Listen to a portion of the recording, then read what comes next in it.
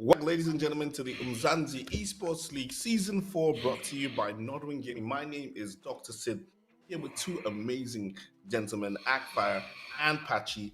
And Patchy, you shaved. Yeah. Sometimes you gotta take the years off, relive the youthful days. Literally, the camera came on and I was like, who is that? Is that Patchy's younger brother? Anyways, super excited to be here. Tony, it's always a pleasure to be with you guys. We are here talking PUBG Mobile. So, ladies and gentlemen, first of all, let's take a look at the schedule that you should know by now. It is what's happening today. Every single day we go through the motions, ladies and gentlemen. We go through the same things every time. We got our 3 maps. We got to put these teams through the trials, through the tribulations.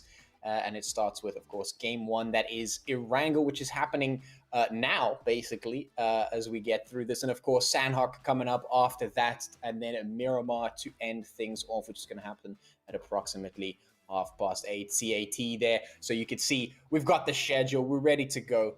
And I'm sure these teams are ready to be tossed into the grind. Of course, our 3 maps take them through a whole bunch of different scenarios that put them to the test. And the reason that we do that is because we want to see who is the best, who is worthy of this massive, massive prize pool. That, of course, being $15,000 out of a total of $17,500 for this season. Absolutely nuts. If you're not getting in on this, then you are missing out on a $17,500 prize pool that might just be sliding into the pockets of whoever manages to take those wins at the end of the season.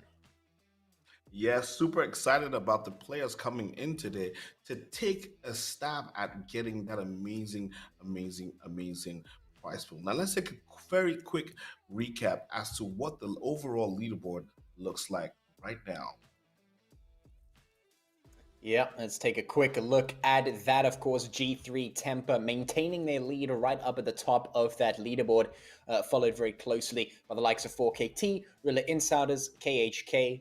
We've even got Zero Tolerance, C Esports, Team Somalia, and Seven Sins AOK on this first page. And these guys have given it an absolute beating this season. They have just not stopped. They have not stopped giving us an incredible show and showing us that they have seriously come to play this season.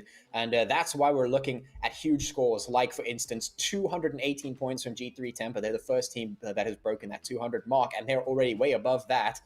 Slime 4KT has yet to break that mark, but they're quite close to it, only a few points away. The same can be said for a couple of other teams like Guerrilla Insiders and KHK, but these guys have been putting the points on the board so much so that they are absolutely free. They do not need to worry at all about the rest of round 1, which is going to be coming to a close very, very soon. So they're basically safe at this point. As the weeks go on, they're quite happy. They've managed to put the points on the board already. The real question comes through as we move through the scoreboard, moving down to page number 2. These guys are the sort of runner-up players and teams here on this page. They've really put on a good show so far in the season. Certainly not as strong as our page 1 players and teams, but I mean, the likes of Lag, Solo, Aphelion, Apex, BBC, Influence Rage, these guys, they've put on a pretty good show for us so far. And these guys are definitely in contention to shake up the tables a little bit in the next round. And they're also mostly safe from relegation. And of course, relegation being that sort of chop off block, that chop off time where the teams get taken out, which is page number 4. And that means that really page number 3 is where we have to start taking a look at things. Page number 3 is the hot seat, as it were. Those teams are the teams that really have to be thinking about, are they going to be able to put enough points on the board to save themselves a little bit? Yeah, looking forward to seeing the teams on the next page, which is page number 3, and that obviously stops at number 24. Now, Akfire, tell me what's going on with some of these teams. We do know that the guys on the next page have a lot of work to do, but the guys on this page, what do you think they have to do to keep going in this tournament?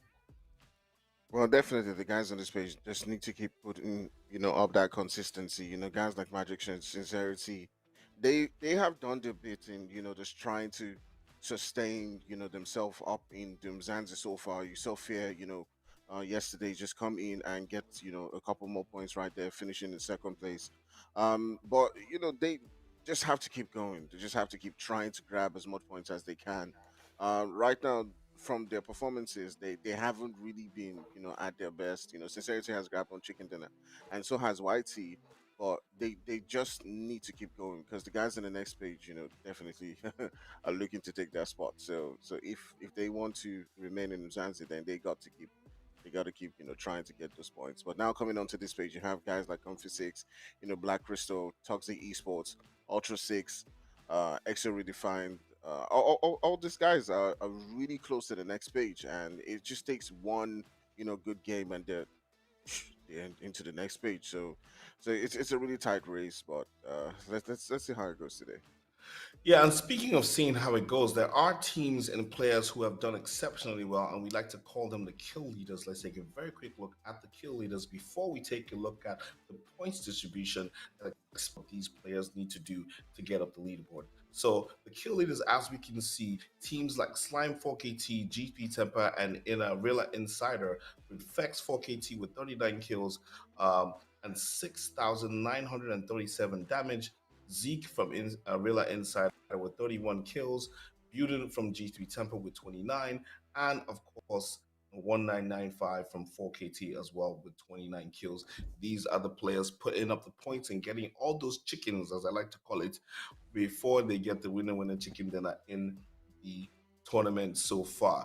Well, you see, we've been talking about leaderboards and talking about things that need to happen, but everybody needs to see and understand the points distribution so we get a clear idea on how many points and what each of these teams and players need to do to make it up the leaderboard. Patchy, talk us through what's happening with the points. Yeah, so this points distribution here right on your screen is absolutely huge. It's imperative when it comes to this format for the tournament.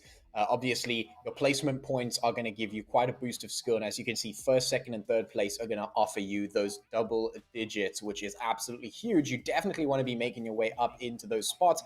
Of course, moving down 4, 5, 6, and 7, you get a decreased amount of points.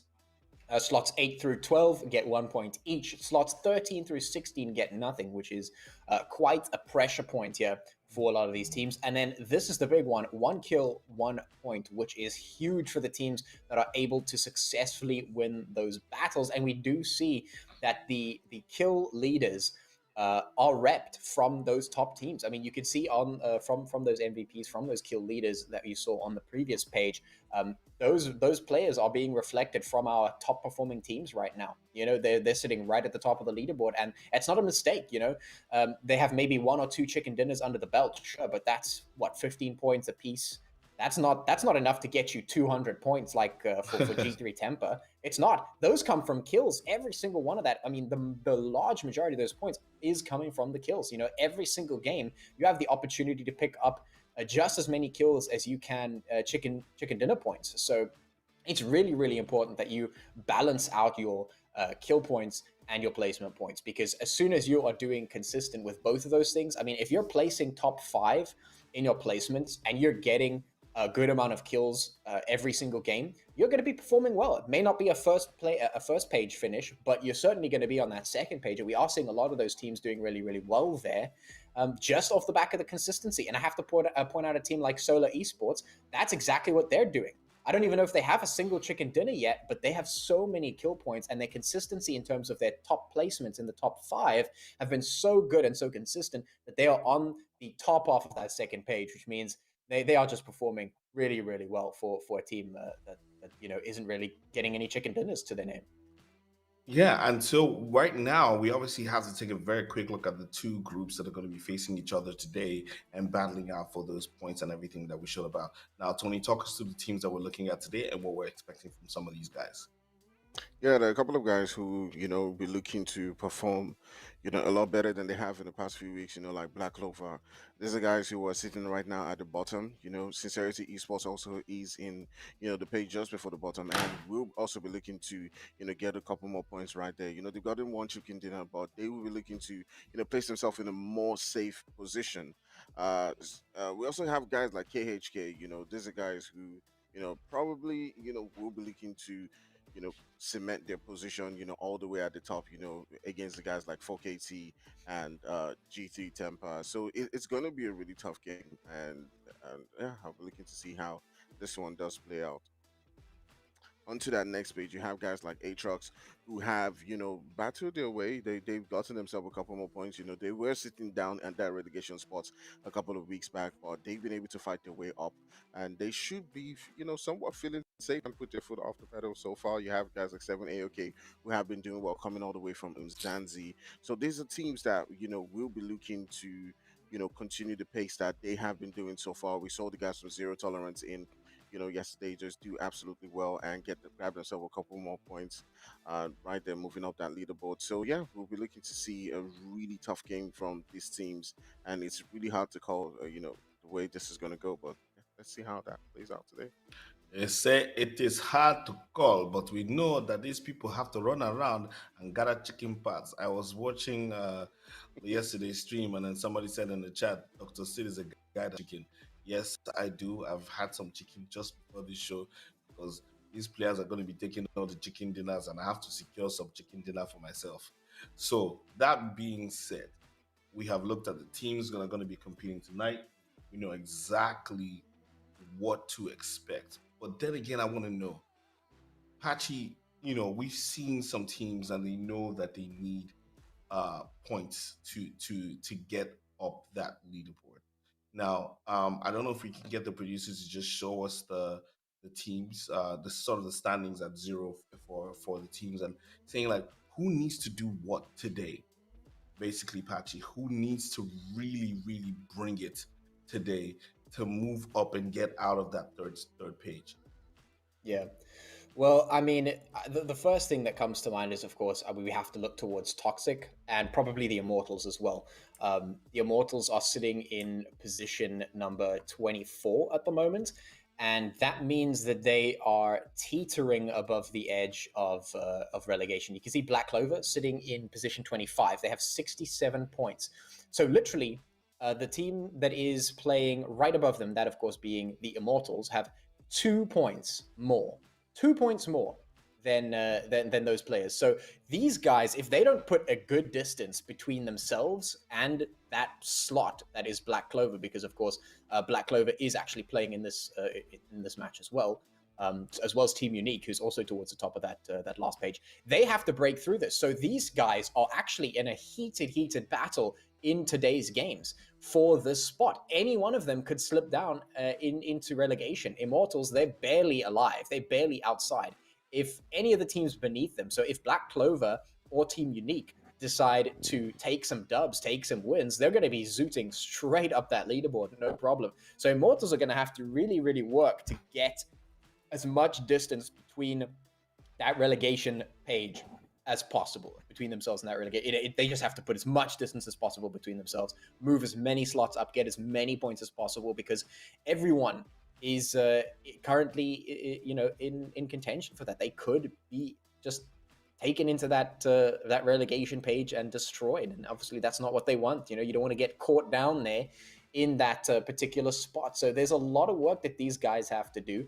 But I think it's possible. I mean, the fact that they're playing together, the fact that our sort of 24, 25, and 26th position teams are going to be fighting in this group means that they're all going to be, hungry for the points. They're all going to be wanting to make stuff happen as much as possible.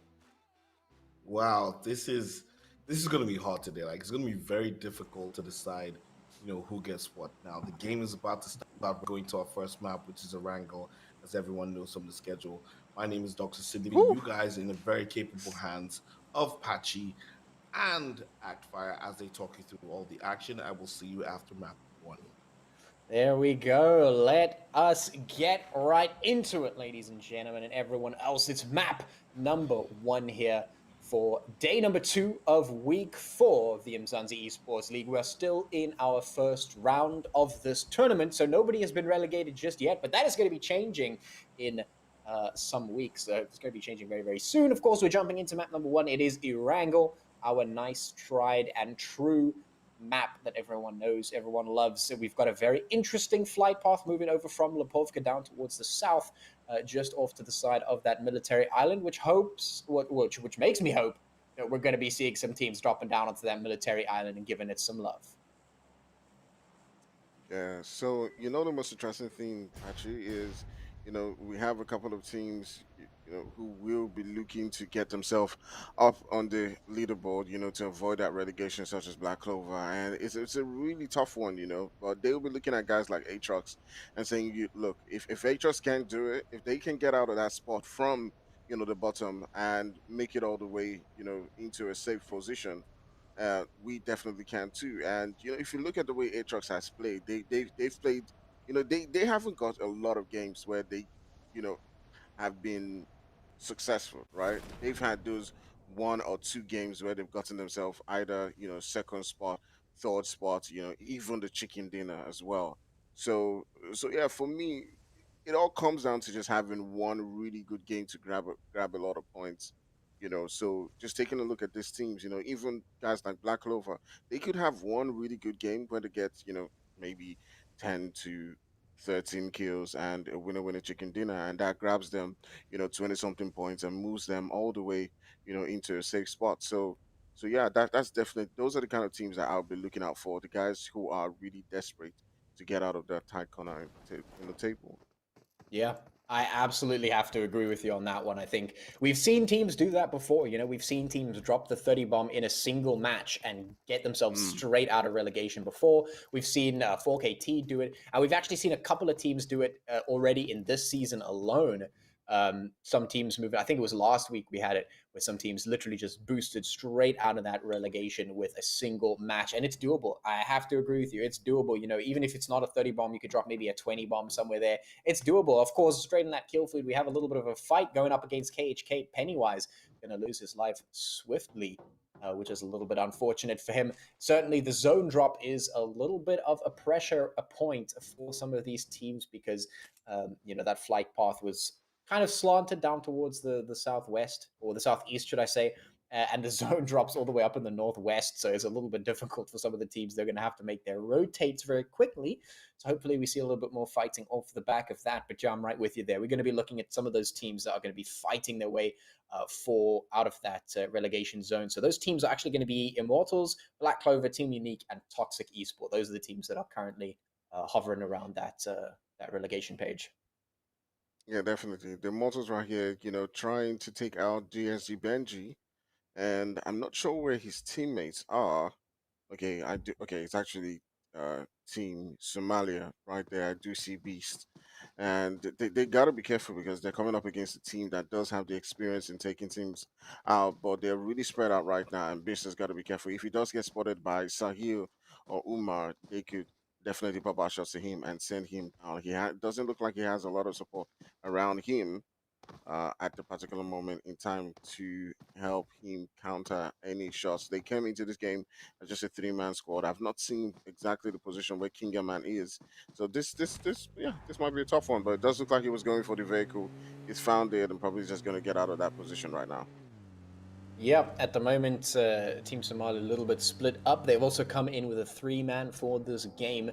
Not too much to their detriment. They are on that first page, so they're basically safe for the rest of the round. But of course, you still get in, you still do what you do. It's not too much pressure for them. They just chilling, making sure they got the vehicles, making sure they're rolling around town and not getting taken out just yet. You can see the Immortals up there. We're looking for a little bit of action, but Beast is he knows better. He's going to get out of that position, go and regroup with the rest of the squad there. Kingman, of course, up there. Up in North George, we've got zero tolerance there with Rainbow Six down in South George. That's already inside the zone there. KHK taking up Rozhawk. We've got a couple of teams down towards the south of zone as well. Rain from Hell, Unique, and Seven Sins AOK all there along that border. Of course, Black Clover just down beneath them. And then we've got a couple of teams scattered around the rest of the land. Of course, on that military island is going to be Team Somalia, the Immortals, and Sincerity. So they're all going to get 100 patchy points apiece, thanks to that very classy drop coming out there. I gotta do it. You know I gotta do it. When you get onto that military island, you earn those big patchy points. Exactly, exactly. All right, so we do guys see the guys from Sincerity, Team Somalia, just trying to get out of that particular spot and get into that zone. The way the zone is shifting right now, I'm predicting a ruins, judgeable finish. We may see that happen. We do see the guys from Zero Tolerance Rain, RB6 already sitting quite comfortably in that zone. Rain from Hell is already there. Sincerity pretty much moving to their spot. Are we going to see some action coming down between the guys from Team Somalia and Immortalz, who are just hovering around each other right now around that bridge? It does look like the guys from Team Somalia have stopped for a bit. And we may see some action coming down between the two teams as they may look to, breach camp the guys from Immortals. Maybe not. I don't know. We'll see. Yeah, we will see indeed. We've got some rotations coming through, as one does when the zone decides to be a little bit obnoxious to you. We've got some shots coming in from Rusky there. Ooh. ATROX taking a little bit of fire. That's all the way up in Yasnaya at the moment. We've got a little bit of a fight happening there.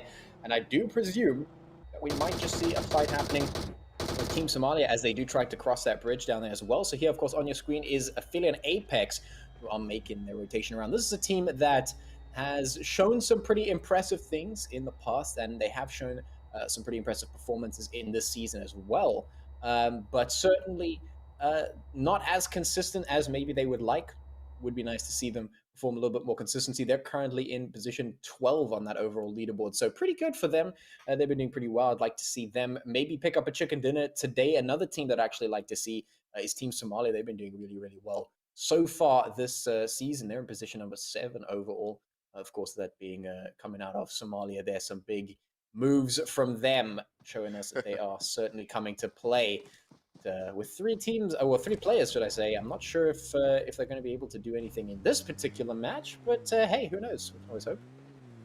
Yeah, speaking about the guys from Aphelion and Apex, if you do notice a lot of things about the Nigerian players and the way the Nigerian teams do tend to play, they're always very aggressive, the way they play, the way they push. If you look at 4KT, you look at Fear, you look at Aphelion and Apex, there's a lot of similarities within their gameplay, and it's all about aggression. It's all about pushing. It's all about that brave gameplay where they do love to push their enemies. They do love to rotate, get into spot, go for the third parties and all that. And I feel that sometimes when I do look at Aphelion Apex, it may come back to bite them sometimes because they come against teams, even their Nigerian counterparts like 4KT, or even Fear, and they get taken out sometimes because it's like they're coming against teams that do know them very well.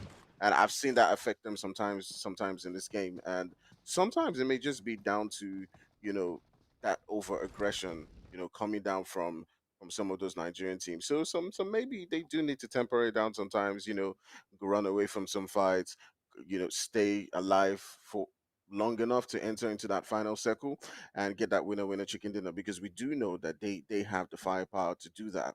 And Aphelion Apex is one of those teams that clearly should be, on that first page.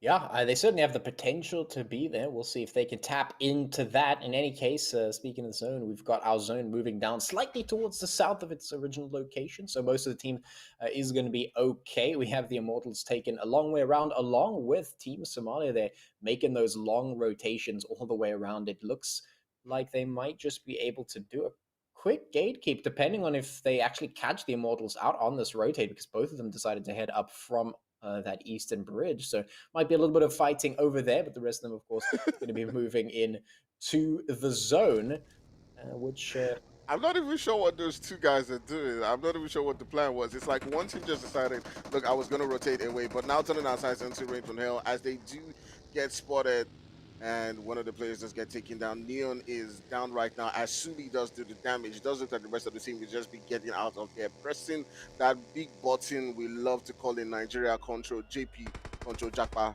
and they're out of that particular position right there. We do see the guys from Aphelion Apex trying as much as possible to get themselves a good spot. Seiko being the scout, just rotating away, coming into not judgeable. But Rain from Hell still putting in some shots onto several teams as they do tap onto the guys from ATROX who are trying to make their own rotations as well. So yeah, several teams just making those rotations, trying to find their spot and losing a couple of players along the way. Yeah, I'm not too sure what the plan was there for Team Somalia, like you said, down in the south. Maybe they decided to try and go over that western bridge, and then they saw each other and like, oh damn, we got to go different way, and then they all just decided to go to the same place. It happens. It happens. We've seen it a couple of times where teams sort of double back over each other into the same position. We actually saw that. I'm not sure if that was yesterday. We saw a team literally just zoom up into a place where another team was already occupying. Just instantly going into the same spot and getting absolutely slaughtered. So it does happen from time to time. For the time being, of course, we still have 14 teams left alive at the moment, 50 players up and going at it. So haven't really seen any of that slaughtering that we want to see, but it's certainly on the cards as that timer ticks on and that blue zone creeps in more and more and more. We're only 2 zones deep, so it's not too much of a challenge just yet, but certainly is going to be. I can see a nice centralization of teams getting into the middle of that zone. They know that getting there is going to be useful. I see Influence Rage has taken up position on that mountain that we all know and love, and hopefully they'll be able to do a little bit of harassing from that position. That's great. That's great. That's great. I feel like we're getting into that point within the season where a lot of teams now know their strengths. They do understand each other. You know, the guys coming in from Zanzi have basically made a mark for themselves. Getting a lot of them are sitting down in that top page on the leaderboard, and we're seeing top performances come from all of those teams. You know, guys like KHK. Guys like Rela Insider, continue to put on those performances, on that leaderboard and get themselves points. 7 AOK is, also part of that bunch. And, right now, it's safe to say, a lot of these teams, sitting at that bottom, it's now or never for them because they can't just say, hey, you know what, we're Zanzi teams, we're big teams, we've been here, we've done that, so we're gonna still find a way. No, they got to put in the work. They got to go for those good spots right there on that zone. They got to go for positions where Rain from Hell is, and I can already see the guys from BC, having a good spot within that zone. I feel Apex is already approaching them. So yeah, this is what it comes down to. Them winning their fights against this team, and getting a couple of kills and seeing if they can get into that top five. So let's see how this one plays out. I got my eyes on them, and yeah, I'm rooting for them. Yeah, we'll just have to wait and see how it plays out indeed. I'm hoping that that mountain, which is still inside the zone as it did shift on up a little bit more, is still in the play area. So maybe that mountain can be utilized. I don't know. I like seeing fights on top of that mountain, man. I don't know what to tell you. It's just all the time every single time we've had a fight on top of that mountain, it always goes really, really interestingly.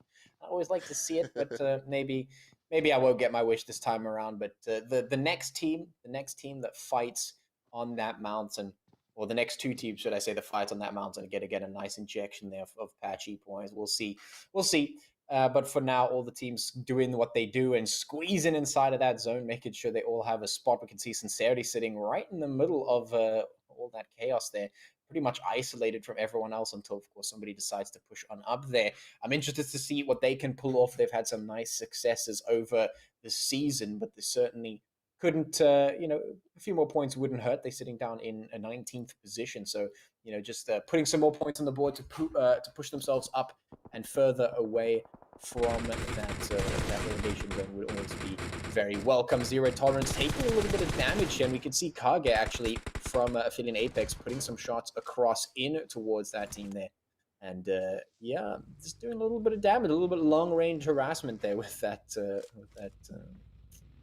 gun. Kage is one of those players that I feel within coming seasons, as he does continue to grow, may become one of those fraggers who is, MVP in Umzansi. He does have that play. He does have that kind of gameplay, to always pull his team away from, difficult circumstances. He's that one player that can be they can be like effects. I feel like he has that vibe. I feel like he has that vibe to grow on to become, a really strong, aggressive player, and I see that in his gameplay a lot. I just feel like there's something missing. Maybe it's the IGL, maybe it's the dynamics within the team. I'm not really sure. I can't really say. I'm not in the team, but yeah, Kage is definitely one player to watch on for as the games continue to progress. But we can already see KHK being dealt some damage right there. The guys from Sincerity still sitting in that zone, so the god of PUBG is probably favoring them right now. The guys from BC do have an opportunity to rotate quickly into that position where you do see the guys from Team Unique sitting down. KHK are down to their last player, so this one's not really going really good for them. They don't also have, their uh player who always, tries as much as possible to keep them in this game using the healing strat and all that. They're just down to Jabot. So yeah, we'll see how far he can carry them. But we're down to 14 teams. A lot of these teams, are sitting on just 3 players right here. But yeah, let's see how this one goes towards the end. I do see that a lot of teams are just trying to take it easy, trying to get as much points as they can. 7 AOK also putting in some damage right there onto RB6. You can see a couple of their players have already gotten down right there. And it does look like they're just down to only 2 players. The guys to 7 AOK are not a team. I mean, what do you have to say about this team so far? What would you say about the performances? They're one of those teams obviously sitting in the top spots within that leaderboard. They don't have to do anything right now. They're not in any danger. They can as well push any team. They can get taken out. They can lose this, and they will still, be sitting down in a top position, at the end of the day. So what do you have to say about it? If you were in their shoes, what would you be doing, actually? As a team, usually you have to make the decision. Do you want to give it your best, or not necessarily your 100%, but do you want to put the effort in to keep yourself up, especially when you're in such a good position? As you mentioned, they're in the top of the leaderboard at the moment. They're sitting in towards position number 8, which is pretty good. I mean, they don't really have to be worried about relegation at all. So I think if I'm in their shoes, I would probably want to try new strats, maybe some new approaches to the battle, try out some new things, maybe get used to it, because this is Mm, the best battlefield to test. It really is. If you're in a favorable position, exactly. if you're sitting on page number 1 right now, this is the perfect opportunity to try new things. If you've tried to maybe drop in a new place or try a new rotation, usually you go one way, maybe try a different way, see what works, see what doesn't work for your team, because obviously you want to get as many strats and as many sort of tactics in your strat book as possible moving into the next rounds, to give you as many advantages as you can. And this is the real life test arena to make it happen. So it's a really, really good opportunity to do that. That's what I would be doing if I were in their shoes, of course. Speaking of in their shoes, if we're in Inky's shoes right now, he's putting in some serious damage into the players all across the board. You can see BBC off on the one side. We've got Sincerity right up ahead, Zero Tolerance sporting the gutter next to what's it? The trenches. There we go. That's the word I'm looking for. The trench right across from 7 AOK here, and of course Rainbow Six getting beaten just a little bit on the side, putting some damage in, but ultimately falling a little flat. And of course Team Somalia sitting right there as well, low HPs all around, trying to juice themselves back up to full health. We still have 14. We still have 14. Okay, 13 teams left on the board right now. Like, these guys need to get into the war. Right, we need to see some death, man. Yes, exactly. We're seeing teams doing damages to each other. We're seeing, the guys from Zero Tolerance also keeping the team at bay, forcing them, a way out there. We do see the guys from ATROX also as well. I'm not sure if he's using the healing strat, but the guys from Zero Tolerance are definitely not gonna let him get into the zone right there. But yeah, with the zone shifting now, a lot of teams are going to definitely need to make that move. We still have about 13 teams, but remember, it's 13 teams. There's been a lot of damage to so many different teams. There've been a lot of players taken out on several different sides, but these guys of 7 AOK are still holding a full squad, so they're really looking strong as we're getting into that final sector. And the rotations now need to come down, and they've got to move as well. They got to move themselves, but there's so many different teams around them. Just coming out, taking a look onto the guys from Zero Tolerance, they're getting shot up. It's really difficult for them to leave this particular position. They also got the guys from Team Somalia, Optimus from RB6, also sitting just right, on their side. So it's really tough for them to get out of this particular position. But with the zone coming, with the zone moving, they got to make that move. But this is going to get really violent, Pachi. We got to keep our eyes on this, because this we're gonna see some teams getting blown up, some players getting sent out of the vehicles right about now. Oh yeah, we're 5 zones deep. That blue zone is Ooh, just dealing take a look at this. He's damage. about that zone, that zone, that zone. Oh, and the Molotovs are coming in as well, and the nades are coming in, and Ooh, down he goes. Both of those players from 7AOK hit the deck from the ooh. zone. No, it's tragedy all around. Now Benji's gonna fall as well. Oh my Everyone is tripping goodness. in the blue zone. No, not like this. Oh my goodness. This is exactly what we said. This is exactly what we said. You know, fighting outside the zone never really pays off. They gotta move in, they gotta move in quite fast. And the zone right there just took out a couple of players. You can see going all the way from 13 just in a few moments ago, all the way down to 8. But turning our sights onto the guys from Sincerity, you can see Rogue Baby doing the damage. And this is exactly what Sincerity does need for the team. You know, they need to get into a really good spot where they now need to when they now start to feel safe and all that. But you do see the guys from BBC as well getting some damage right there. But Kratos being able to come in and put in the work for his team and get that revive. So Patchy, we're down to 8 teams. Taking a look at all these teams right here. You do see the guys from KHK as well. Jackpot is still in the game. Those guys are hard to kill, by the way. But yeah, just taking a look at it. Who do you think is gonna win? I don't know. Rain from Hell are in a pretty good position. I think I'm going to root for them for the time being. Maybe we'll see them swing in and take some dubs. Who knows? Right now, Zero Tolerance under a little bit of fire and getting taken out here and there. I see Team Unique out here in the fields. BBC also struggling just a little bit there. Kratos not in a great position. Separated from Lord is going to make things even that much more difficult. The smokes are going down here for these teams. And that zone has shifted slightly towards the east, making things even more difficult for these teams to try and move on up into those locations. So this is going to be a fun time because these teams are all going to have to start charging across once that blue zone moves in. 30 seconds, make that 25 seconds left. We're 5 zones deep, moving towards 6. So this blue zone is absolutely going to hurt. And we've already seen 2 teams fall victim to this thing. This is going to be chaos. Man, you can see him right there. Willie was just trying to get into a good position, but the guys from Zero Tolerance hates right there, putting in the shots and taking Willie down. But as well, Jabba just coming in from behind and taking him out of the game. Jabba still holding a good position right there. He's a solo player in KHK, but he's gotten himself a couple of kills right there. But ooh, just take out that nade just coming in. Oh my goodness. What?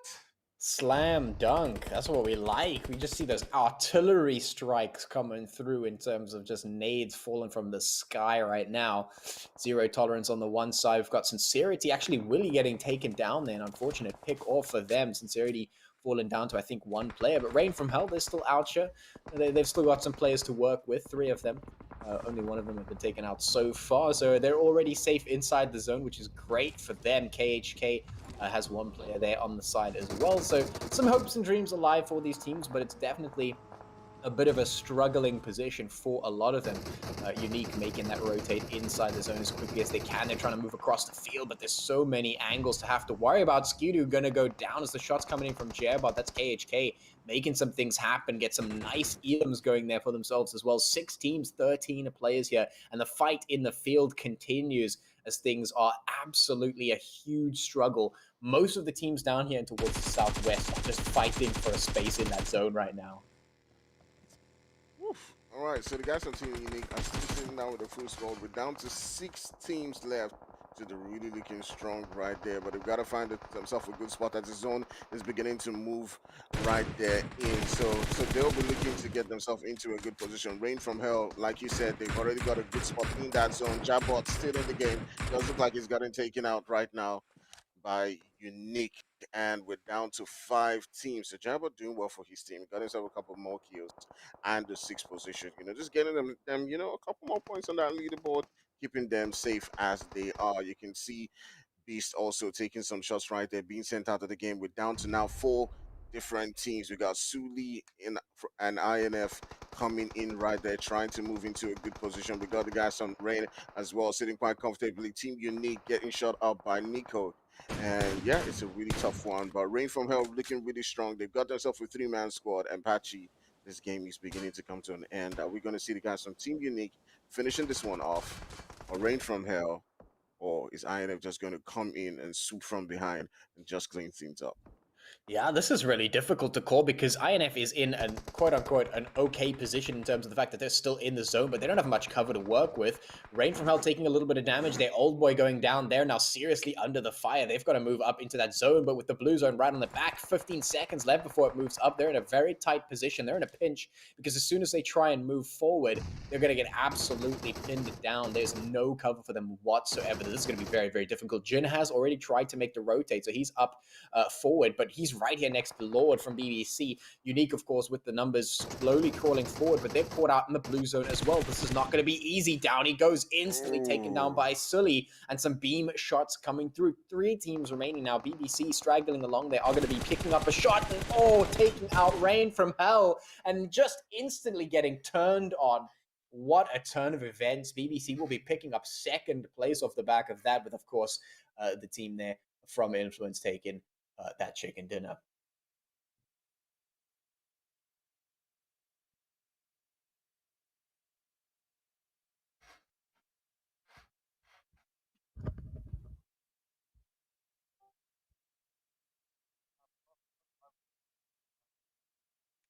All right. Well, it is Influence Rage taking a chicken dinner with a very nice 6 kills in the pocket as well. Looking very, very spicy for them, as I mentioned. BBC taking that second place with some clutch plays right at the end there. 1 player in that final zone just crawling up, taking the shot, wiping Rain out, and sending them into place number 3 to steal that second position away from them, and of course getting turned on in the last moment for that chicken dinner by Influence Rage. Yes, it was so exciting to see. Like, I like to see the fact that, BBC is a team that I've been watching from last season, and I've always wanted them to do really well. And to see them come so close to getting a chicken dinner was super exciting to see. I hope they really do well for the rest of the day. But how about Influence Rage coming through with the win? And so to actually, I want to ask a question. Like, in that final circle, when we had 5 teams left, who made the bad calls and what could they have done differently? Personally, I didn't think there was any bad call. I just think there was a right call because you saw the way the guys from Influencer just came out and took out the guys from Unique. Unique, you did see Nico and Suli just make that right move, that final move, because they were playing on the edge for so long and just waiting, watching, waiting for the right position and the right time to take out the guys from Unique and just move in. So for me, it wasn't really a bad call because teams just found themselves in the positions where they were at based on how they all rotated into the zone. So for me, it was all down to luck at the end of the day. Your utilities, the zone, and Suli and his boys just took the opportunity and they won the game. Taking opportunities and winning the games is what it's all about. But like I said, we have been collecting chicken in the different parts of the map to this point that we're in. I'm serious, and Patchy, there were some players who had extremely high number of kills. Like, they did their job by getting those kills, and we did iterate about those kill points. Now, which players sort of were outstanding for you in this first map? In this first map, that's a difficult question. Talk about players specifically. Not too sure which player I thought was super outstanding. I think I'd have to not necessarily give it for kills specifically. I think the BBC player that we had at the end, they did a really good job of just keeping the team alive. I think that's very valuable. If you aren't able to get those kills, then of course getting the placements is at least a great consolation prize off the back of that. And so getting that sneaky Elamon towards Rain and then sneaking up that second place, and that's a nice little boost in points there. You may as well just pick up a couple of extra kills off the back of that. So of course, game number 4, we've got our results back at Influence Rage with the 21 points thanks to that chicken dinner plus the 6 kills. Team Unique actually going to be making their way into second place off the back of their 11 kills, plus of course those 8 placement points, giving them those 19. So that's really good from them. BBC in third, of course, taking a considerable amount of placement points.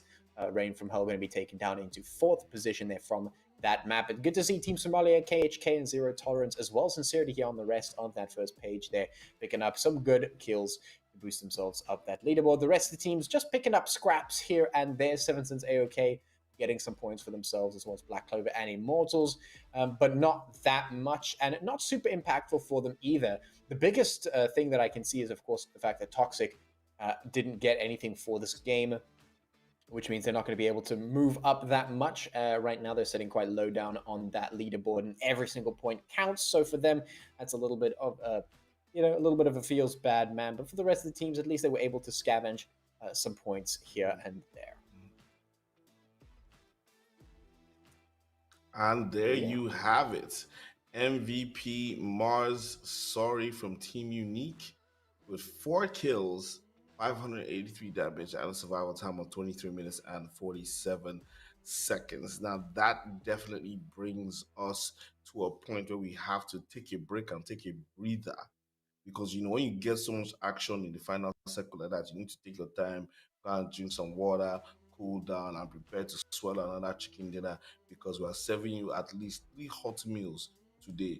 You have had one, two more to go. This is Dr. Said Pachi and Actfire, and we are hosting the Umzansi Esports League. This is season 4. It's PUBG Mobile. We will see you right after this break.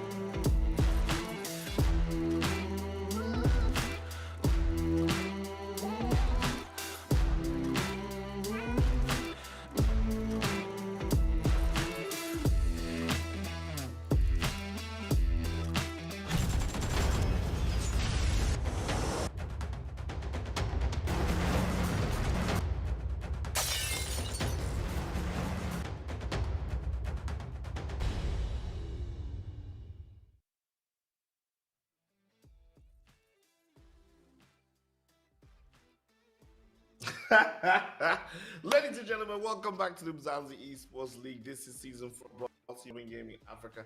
My name is Dr. Sid, here with Apache and Actfire. I almost said DK, like I literally almost said DK, but it is Actfire. Ladies and gentlemen, we've had an amazing game 1 on Erangel. We are prepping for game 2 on Sanhok, but let's take a very quick recap of the standings after the first map between Group C and Group A, which is Game 4. Actually, talk us through what's happening on this leaderboard. Yeah, we had Influencer Rage taking a nice chicken dinner there, 6 kills, giving themselves 21 points, a nice win for them. But Team Unique actually doing some huge moves up that leaderboard with 11 kills in their pocket. Doesn't even matter where they placed, they just boosted themselves straight up to placement number 2, which is a really big move for them. Of course, BBC with a sneaky sabotage from Rain from Hell, sneaking their way up into 3rd position there, and then of course pushing Rain from Hell down into 4th. And then some nice performances from our teams, from Team Somalia, KHK, Zero Tolerance, and Sincerity, all just picking themselves up those chicken parts, as Dr. Sid would say, getting themselves some points, moving themselves up that leaderboard. The second half, however, not looking as spicy. We got 7 Sins and Black Clover picking up some points for themselves, as well as the Immortalz. Remember 6 and Aphelion, just picking up 1 here and there. ATROX and Toxic not picking up anything, which obviously doesn't bode well for them, considering they are struggling at the on that 4th page right now, struggling a little bit with relegation, which is obviously not really where you want to be. But I mean, we still have 2 games. We have Sanhok, we have Miramar. There's plenty of potential to put those points on the board, and I mean, I'm interested. I'm keen to get into it. We like potential, and we're very keen to get into it. Now, Tony, who needs to do what on this map? Like, who needs to step up? Who needs to, who thinks they're safe but might be in trouble? You know what I'm saying? Like, who are you? Personally, I'm rooting for the guys from Black Clover, Toxic Esports, to try and, get a couple more points than they did in the last game. I did see Black Clover try, I did see them get into a good spot, but sometimes the zone just shifts away in the last minute, and they were just sitting quite comfortably in that zone before it made that final shift and took them out of the play. So for me, yeah, they just got to keep trying. Maybe this time around they're lucky, and they're already in that relegation spot anyway. So I do feel like they should try to get themselves a couple of kills. If they can't get the winner chicken dinner game to that top 5, then why not push teams early on? Why not go for it?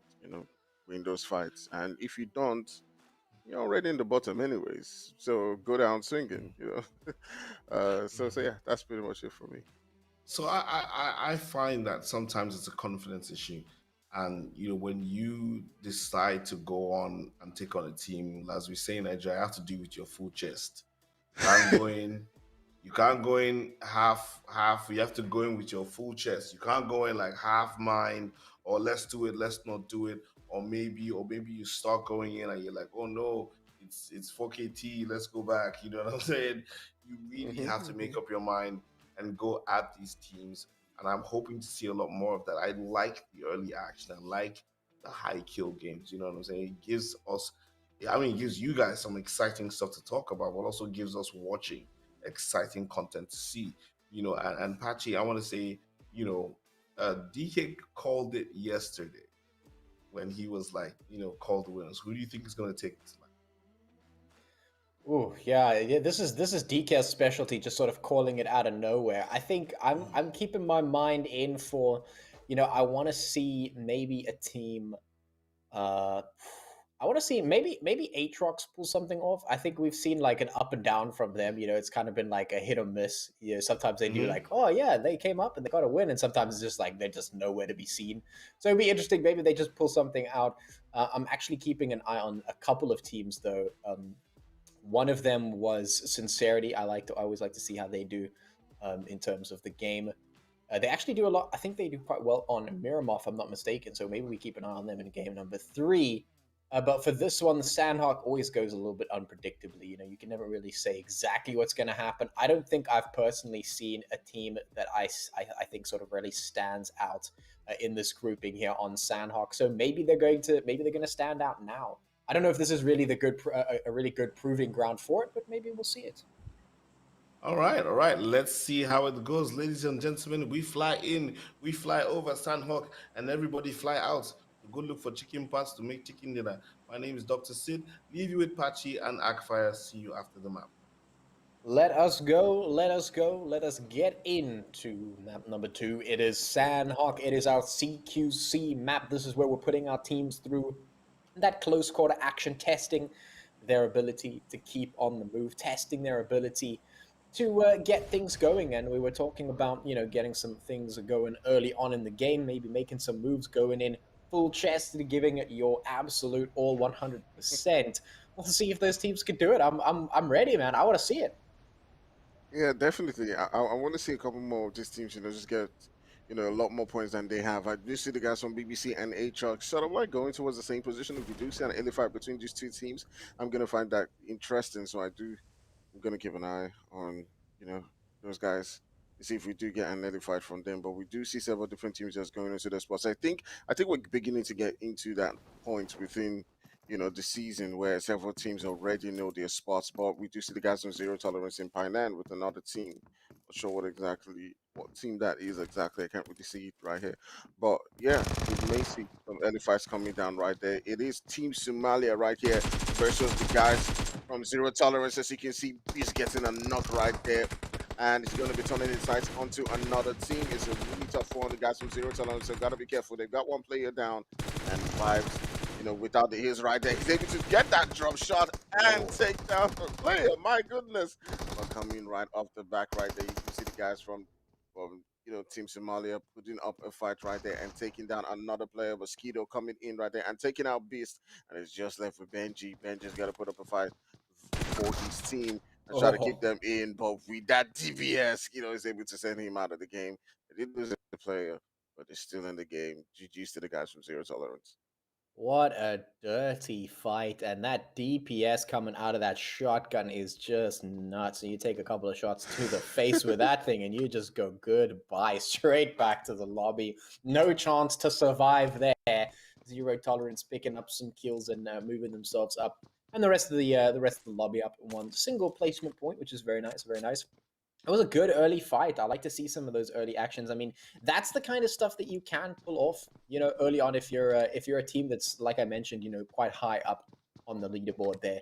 Then you can pull stuff up like that. You can go in for it, even if it doesn't work out, like we just saw it do for Team Somalia. It didn't really work out, but hey, why not? If you can do it, just go for it, see what happens. And they went for it, didn't work out, but you got to sometimes try it. Zero Tolerance, though, they're going to be happy with the results of that.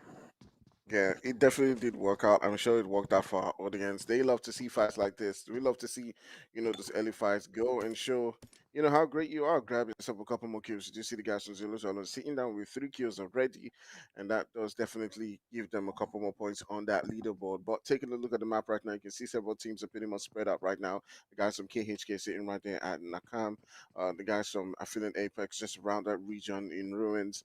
Team Unique as well, sitting down quite comfortably all alone. The guys from INF as well and Cal. So I think we've approached that point where everyone's like, this is my spot, this is my home, and they're just gonna take the time into rotating into the zone right now. It's not usually my favorite time in the season, Patchy. My favorite Yeah. times is usually that beginning of the season where people don't really understand each other and there's so much chaos and fights and everything, but it's fine. It's fine. If you don't fight early, you're still gonna fight later on. You're still gonna have to rotate. So either ways, we're going to get these teams out of the way, but let's see how it goes. Yeah, I have to agree with you on that. I also enjoy the time when things are a little bit unsure and the teams are still testing the waters. Right now, I think one of the biggest things about what we're seeing here is it's sort of a compound result. Firstly, we're playing on Sanhok where things get really tight really quickly, so you kind of want to create space. So all of these teams is they're doing exactly that. They're creating space and they're making sure that they're not super close to any other team, except for, of course, that quick hot drop we saw earlier. And then, just like you said, we're sitting in the time in the season where the teams have got their places. They know where to drop, and they know where one another drops as well. So they're kind of aware of all those positions, and they can separate themselves and distance themselves from that. But then, of course, the other factor that's coming into play is also the fact is that we're towards the end of round one, which means that all of these teams, like for instance 7AOK, they don't need to do anything, right? It's the other Mm, teams that need to do everything. It's like, it's the toxic team, for instance, that need to make things happen. They've got to be the ones to come and challenge. They've got to be the ones to make something happen to put the points on the board. They've got to be the ones to create the situation, because otherwise teams like 7AOK can just sit there and do nothing all game. And if they get taken out, who cares? Because they're already on the first page. They're already safe. They're good to go. They don't have to do anything. It's the teams that have to do stuff, that are playing complacent now, that are feeling the results of that. They need to get things going, because they've got to be the instigators of the fights. If they don't start the fights, nobody else is going to do it. mm, definitely, definitely. You are right on that. The guys from Sincerity, doing a lot of work right there in the previous game, getting themselves some points. You do see them really close to the guys from Rain from Hell. So we may see some fights coming down in Pochinki as INF is also approaching that region. As the zone begins to shift, if it does shift towards that region, we may see that happening. The guys from BC as well, they do need to grab a couple more points for themselves to get themselves out of that relegation zone. They're in a really tough spots right there on the table. So they're one of the teams we'll definitely be looking out for and hoping that they can grab themselves some points, make this a lot interesting, put some pressure more on those teams sitting down in the third table. And yeah, we'll see how this one goes. The guys from ATROX doing okay enough for now to remain in the safe spot. They're on the second page. But yeah, we'll see how this one goes and how it plays out as we progress in this particular game. So yeah, for me, it's now or never for the guys on Black Clover. They're the ones who seem to need it the most so far. In this game, them and Toxic Esports. They gotta make a move right now. It's now or never for these two teams. Yeah, and I think the Immortals are also sitting in a very similar boat. So I agree with you there. They've got to get some things going. I mean, if you want to make waves, you've got to shake the boat. Otherwise, nothing is going to happen. And well, nothing is basically what is happening. It's quite a lot of it, actually. Quite a lot of nothing at the moment. You can see Influence Rage moving up into the compound just up ahead of Rain from Hell. But yeah, they're not getting too friendly. No one is really going in for those kills just yet. But we know how this map goes. We know that things definitely change in a couple of moments. That blue zone will just finish closing up. It'll get, that much more small. And the smaller it gets, the closer these teams get, and the less space they have to play around. And, well, the resulting bloodbath is always fun to watch. So we're just going to have to wait and see. At the moment, you can see 7AOK right in the center of a boot camp there in the middle of the map. We've got Zero Tolerance, Aphelion, Apex, and Team Unique all hovering around that central location as well. Just above them, we've got Black Clover and Rain from Hell, as well as Influence Rage, who is up there in the compound just with them. We see a couple of shots flying in from them as well. We've got Sincerity down towards the south of that location, and BBC further south than that. So some teams just hovering around the general vicinity. Here's Rain from Hell, trying to put a little bit of damage in towards Influence Rage. Oof. All right. This is the guys from Influence Rage just trying to push onto that position in Pochinki. They're trying to hold a really good ground, as we do know Pochinki is right now. And the guys from Rain from here are already sitting quite comfortably. You do see Argos, Neon, and the rest of the players right there just holding different angles, different positions within, this Paradise Resort. But Suli is one of those players, we do know knows how to play, knows how to lead his team and push several different positions. So let's see how he does decide to play this particular one. Take over Pochinki or just hover around and take out teams that are looking to rotate as well. You never know. Let's watch and see what decision he does make. Is he going to take out one of the players from Rain from Hell, then decide to make that final push? You never know, but let's see how it goes. Yeah, and of course, you've also got to turn your eyes towards Hainsley as well. That guy is an absolute madman when it comes to laying the damage down. We've seen him do it time and time again. You give him a gun and you throw him at a bunch of enemies, you can already know he's just going to be going ham. He's going to be going ape. He's going to be shooting as many people as he can find, even if it's his own team. He's got to put the damage in somewhere, and he will certainly fight it. Hainsley can dish it out. So we'll see. We'll have a look and see if any of the players will be spotted out. You can see Skull just getting himself ready and prepared for potential re-engagement here. They're testing the waters right now. Influence Rage versus Rain from Hell. Influence, of course, just pushing up, checking to see if anything's going on, where the positioning coming out of Rain from Hell. And once they've got that, they might just go in for it. You can see Neon very up close and personal with those players there from Influence Rage. If he gets discovered, it might just be a quick push, but it does seem like Influence Rage have decided to pull just a little bit back out of the situation. Yeah, it wasn't looking like a position that they may be able to take, the guys from Ring from Real out. As you can see them really being spaced out, holding different angles. That may have been death from them, and obviously the call coming in from their IGL would be, this is really unpredictable. It would not be great play from us to push into this position. Regardless, it's not even in the center of the zone anymore. So we got to make that move towards that center. We got to make that move towards a safer position, and that's exactly what they're doing right here. But just taking a look at it right now, you can see that center pretty much being clustered right now. I should do see the guys from Sincerity, Esport, BBC, Rainbow Six, ATROX, Immortalz all moving towards that position, and we are going to definitely be seeing some fights, some battles, some players getting taken down in some moments right now. Yeah, we're watching those teams slowly get closer and closer, and you can see even our pet monkey here for Rogue is waiting for those fights to break out. He is just ready to go and beat the heck out of some enemies. So hopefully we do start to see those fights breaking out as soon as possible. I mean, look at that. That's actually a cute. I really like that. That's a cute monkey right there. But in any case, Kong. yeah, it's like a little big Kong, little king, Prince Kong.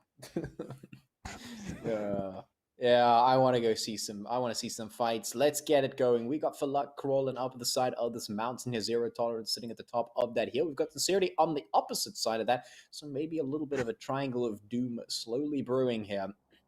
Hopefully something comes out of this. But well, as we speak, the zone is starting to move in now, doing what it does best, and just making sure that players keep on their toes, keep moving forward, and hopefully collide with one another. All right, all right, all right. We do see the guys from RB6 already taking out one of the players from Immortalz, and Immortalz are one of those teams, who need a couple more points to move up that leaderboard as well. So this would definitely be a tough one for them to handle, but they still got a couple of players. They got to keep themselves in this game. They got to keep fighting. They got to keep going. They're a team that has shown over the couple seasons that they can fight. They do deserve to be here, so they will be looking to stay up on that leaderboard. But the guys from RB6 are not joking. They're looking to push into that particular position. But let's see how this one goes. It does look like the revive has come up for Immortal. So yeah, that's pretty much good news for them. But taking a look at this map right now and the position where several teams are, who do you think, so far has that chance? Do you think the guys from Black Clover with their position still have a chance, within this particular game? You can see where they are right now. It does look like they're away from a couple of teams. Uh, for me, it seems like the strategy is allow them fight, allow them do this thing, and we're just gonna come in from behind and just swoop in. Yeah, they have to be careful. They have to be careful about that because if their plan is to swoop in once the dust settles, they gotta really hope that either they know how to get back in if that zone shifts away from them, or hope that the zone shifts in their favor. Because if the zone goes south, they're gonna have to rotate all the way down, and that means they have to go past every single other team that is currently Mm, on the board right now, which is gonna be exactly. really tough.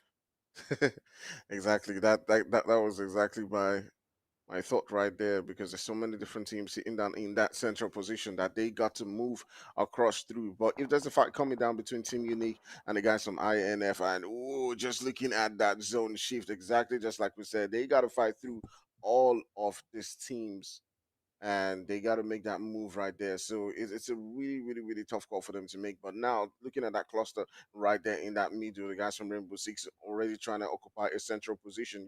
There's a hill right there just outside of Painan where a couple of teams can go and stay in, but it's always violent when there are teams on that particular hill. So it'll be curious to see who actually does hold that position and takes out several different teams. But I do feel like some fights are going to come down on that hill, and it's going to be wild. So yeah, let's see how this one goes. Let's see how it does play out and what team does come out on top within all the clusters that we see so far. Yeah, we are waiting with bated breath. We are keeping our fingers crossed. We are holding our thumbs. We're waiting to see what these teams are going to bring us, and hopefully it's going to be action very, very soon. I mean, these teams, they're all in position right now. They're getting into the spots. They've been there, and now the shots are finally flying. BBC put in a bit of damage there. You can see Unique having taken up position on the side of this cliff, waiting to see anyone's going to be coming into the vicinity. 7 AOK taking some shots in towards zero tolerance here. So now the fights are starting to happen as everyone's getting closer and closer and closer, and all of these teams having to position around that ever-changing zone, that ever-tightening zone. They just have to completely reposition every single time and get closer and closer, and now they're exchanging the shots. Kavira trying to make some hits, but takes a little bit of damage in the exchange.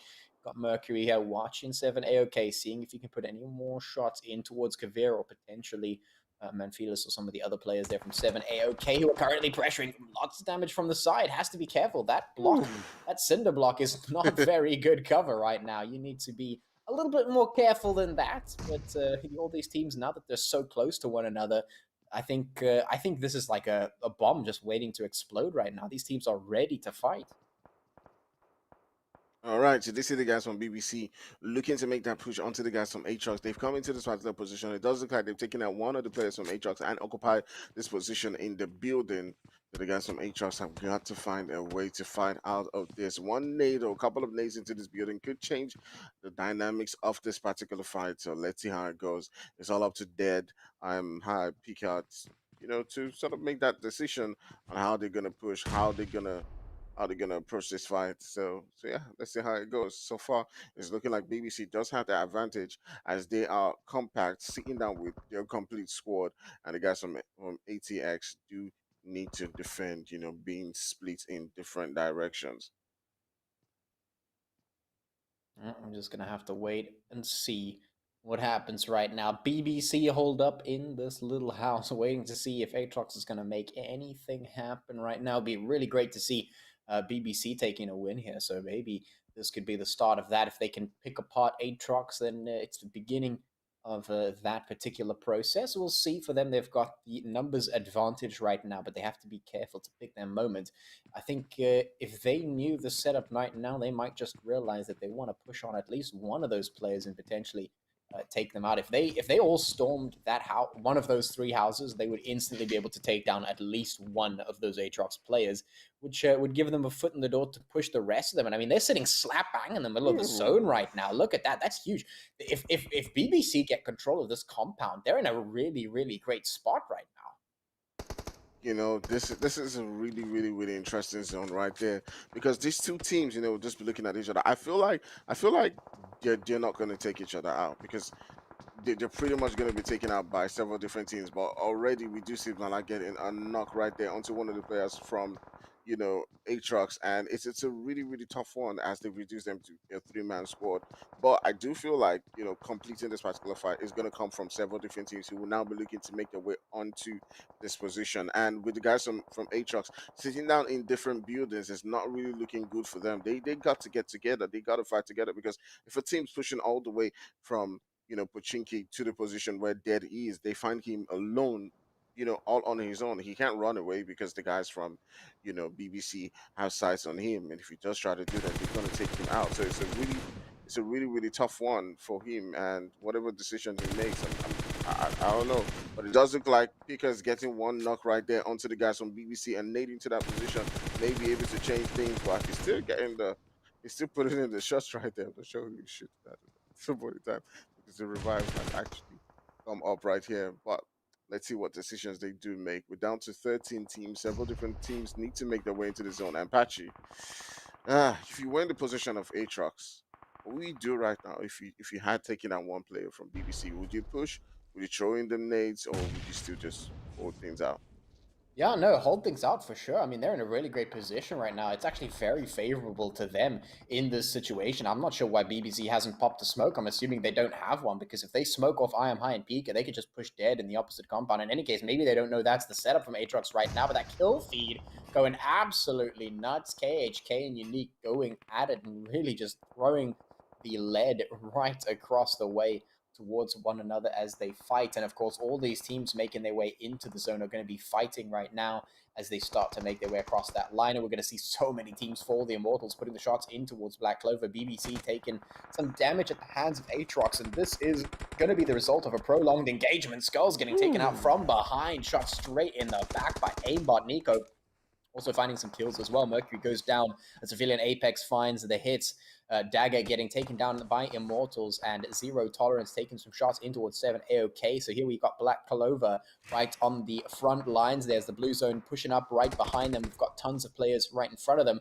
They are sandwiched in between a rock and a hard place, quite literally. Dodging from rock to rock here, Yo-Yo trying to make something happen, but instantly getting taken out by those shots. And this is the problem of trying to get that rotate in when that blue zone is on your heels. You just get taken down. Argus and Jin in a perfect position. There comes the Thirst. Easy peasy picked up from Argus there. And Rain from Hell just picking up a couple of kills. Jin does need to get revived here, so I'm not sure if that's going to be able to happen. Argus is going for it, but that blue zone is hot on the trail, and now we're 5 zones deep, which means that if that touches them, it is going to be a very, very tough time right now. The zone shift up and towards the north means that ATROX and BBC will still be able to duke it out, but that fight needs to end because a prolonged fight is not going to work out for BBC very well, especially with Rainbow Six now juicing themselves, speeding straight up into that compound and getting into the thick of this things. It's a 3-way destruction that is just rolled up on ATROX and BBC now. Things are not going to go very well for them. Sincerity up here towards the north as well, up against Zero Tolerance, who's slowly moving down into the zone. Rainbow Six getting absolutely slaughtered by Pika. ATROX is just going to put the lead straight on into them. That is the problem when you rotate up into a compound that's already occupied by none other than 2 whole teams right there. Zero Tolerance and now Sincerity going up against one another as Sincerity claim their space up into the north of the zone. They're trying to keep themselves alive as they fight the Immortalz and, of course, the team right on the other side. So they are sandwiched between 2 teams now as well. Rain from Hell putting the shots in towards the Immortalz as well. So this is just a down-the-line fight from all sides, from all angles. Zero Tolerance trying to move up that hill to challenge Sincerity for their place, but luckily they have crossed the line into the zone. A nice nade coming in and doing some damage to the Immortalz and taking them straight out there. 9 teams remaining now on this board, 21 players left. We've got plenty of cover. The problem is who is going to occupy it. BBC and ATROX still have not resolved their fight, and well, they might not be able to now as that blue zone slowly squeezing up is going to force all of the rest of the teams into a very similar location here. Yeah, but taking a look at Dead, he's outside the zone. He's got to make that move into this position where the rest of his teams are. Pika's got the zone. I Am High's got the zone, so he's got to make a move onto the position if he can smoke the road and just cross over. But it does look like the guys from BBC are not going to be letting that happen. But I did speak about, several different teams who will be looking to make it into their position, getting taken out right there. And Pika did a really good job holding up the guys from Rain from Hell. But we also do see the guys from Apex trying to make their way in. Right now, we've got only 2 teams, and for some reason, the god of the zone has favored the guys from BBC as they're sitting quite comfortably in that zone. They've not had to really do much. Just hold that position in the zone, and just keep going. And we're down to 5 teams at the end of the day. We have AOK, we have Aphelion Apex, we have Zero Tolerance, and BBC, and the guys from ATROX, and you can see they're already moving into that position. So it's really down to these 2 teams to lose out this fight at the end of the day. It's down to them, finally, and they may be giving us that fight. But I'm always rooting for the guys from Atrox who have been battling their way. They've been working real hard to get themselves in that second page on the leaderboard. So yeah, if they do take home the game, and for me, it's a really cool win for them. Yeah, absolutely. You're completely right on that. I mean, when Dr. Sid asked me who I thought was going to be able to take this one, Atrox was the team that my mind went to. And here they are. I mean, they're in top 3 at the moment. BBC, if they had actually decided to win this fight earlier, they could have been in contention to just steal this chicken dinner away already. They could have won this game already. Now, of course, we've got Skidoo on the back line. We've got Atrox here trying to fight it up on BBC, snaking their way up the side of the compound to try and challenge Atrox, finally making the decision to push on up. But is it going to be too little too late? I Am High now has to receive this, but both Dead and Pika on the back line are there to support. Shots coming in from I Am High as he defends this house. Up comes BBC trying to make something happen, but is the numbers advantage going to be enough? Molotov dealing so much damage there. Now the shots coming through, they have to contend with Skidoo on the back line. Kratos goes down. I am high, getting hit by Nahal as BBC continue their assault. They do find Skidoo, so now he is taken out as ATROX versus BBC. I am high, getting set on fire by that Molotov. Means he is going to get taken out instantly. BBC now put themselves in a very, very good position to make this win happen. And now Aatrox and Pika pushing forward to try and make this happen. Dead and Pika pushing across the lane as the blue zone forces them forward. Can they win this fight though? BBC, is this enough? The shots coming through from Dead, the drop shots even. Woo! I don't know if that was enough. No, it wasn't. BBC just managed to take that win away from them. Very, very close and well fought by Aatrox there. They will pick up some good kills, 6 kills for themselves in their pocket. BBC taking a very nice victory and a very nice set of kills as well. And Zero Tolerance in third place. Top 3, they just absolutely went ham with the kills in this match. Yeah, the guys from Zero Tolerance, just keeping up that consistency that we do know them for, always getting into that top 5. But we do have to talk about the guys from Aatrox as well, almost sitting up that game and getting the winner chicken dinner. But they got themselves 6 kills, and it's a GG to them. They've been playing really well in this tournament so far, coming all the way from Umzansi, and they were one of those teams who were sitting at the bottom. They got a lot of negative feedback about that, and I do think that they took that vibe in and they just used it to boost themselves up and got a couple of good positions and a couple of kills, and now they find themselves in a really strong spot in that leaderboard. So yeah, great stuff from them. Yeah, looking at Aatrox, listen, when Patchy called Aatrox, I was like, yeah, we have seen like an up and down from them, to be honest. Yeah. But then looking at the game as it progressed, like, oh, Aatrox is actually still in this. I feel like if they had one player, they would have actually probably taken that, because that was such a clutch play at the end in the final zone to give BBC the win, and Zero Tolerance skills, of course, hanging in there till the end of the day. Now, the kill distribution was pretty even between the top 3 teams. I think we have about 8-8-6. But let's take a look at that when we look at the updated standings. But for you, Patchy, who, obviously Aatrox doing really well and standing out there. I was going to think, is anyone going to be calling the MVP for the match? Let's do this. Which team do you think is the MVP is going to come from? Patchy. I think it will probably be either Zero Tolerance or BBC. I think it was Zero Tolerance that came with the highest kill in that game. I think so. They'll probably sport the MVP for this one. I guess we'll have to wait and see. We'll just go over the game 5 results really, really quickly. Of course, BBC getting that clutch victory, and it's always nice to see BBC up at the top of that leaderboard. This Mauritius team I'm a big fan of, have been for quite some time. They pulled off some very interesting strats over the seasons, and I've just always been very interested in watching them play. Aatrox, of course, the team that I called out. They didn't get the win, but they did finish very, very high in that second position, and with a clutch victory. I mean, they almost made it. They almost made that chicken dinner happen. Zero Tolerance, of course, getting themselves into that third place. Definitely expected from a team like CTS. They are definitely capable of this kind of thing. Feeling Apex, good to see them up on that first page as well. Sincerity doing the same, getting themselves some good points, and just making that distance between them and relegation much bigger, as they should be doing. Of course, 7 since AOK, Rain from Hell making it up there with some points of their own. As we move on to the second page, you can see some other teams picking up bits and pieces all over the show. We've got Rainbow Six, Immortalz, and Black Clover, as well as KHK and Federation Team Somalia picking up, just here and there. Toxic Esport have not been participating in the games today, so they come away with no points, which is a little bit of a shame, because I think, you lose everything that you don't try at the very least. I think every bit of gameplay experience is very useful, especially in a tournament arena like this. The MVP is going to be coming actually from Rain from Hell. 4 kills for Argus, 648 points of damage, 21 minutes and 44 seconds of survival time, which is going to earn him that MVP. So I guess none of the predictions were really on the mark about that one, but hey, it is what it is. I mean, it is what it is. None of our predictions were right, but we will be giving more predictions when we come back after this break for our final map of the day, which is on Miramar. This is Dr. Sis, Akfire, and Patchy, and this is the Umzansi Esports League. You know that it's season 4. See you after the break.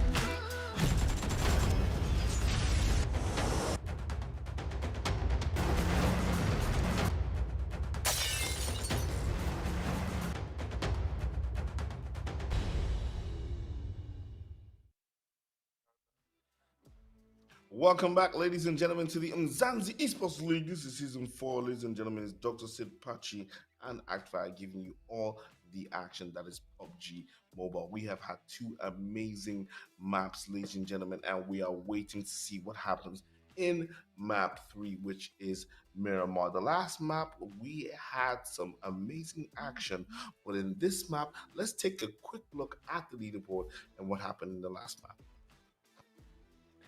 Yeah, let's take a quick gander at the things, the absolute chaos we saw in the map number 2. If you didn't see it, then definitely go and check that out once we're done here. Certainly worth a watch because, well, at least the end of it certainly was even more so because we had some very interesting things happening with BBC and some other teams there. We saw BBC versus ATROX, and then, of course, a couple other teams chiming in to the fight. BBC, of course, taking the chicken, but Aatrox was very, very close to stealing it away from them. Of course, they didn't have the manpower to make it happen, but there we go. There it is. Some other usual suspects following up with some kills of their own. We've got Seven Sins, AOK, and Aphelion Apex just making themselves known here with those kills. We've got Sincerity sporting a couple of their owners, and very good to see them up here as per usual.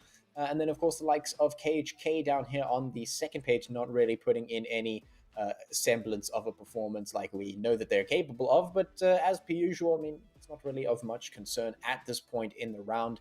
They don't really have to do much else. So 2 points, it's fine. You know, it doesn't really matter all that much to them.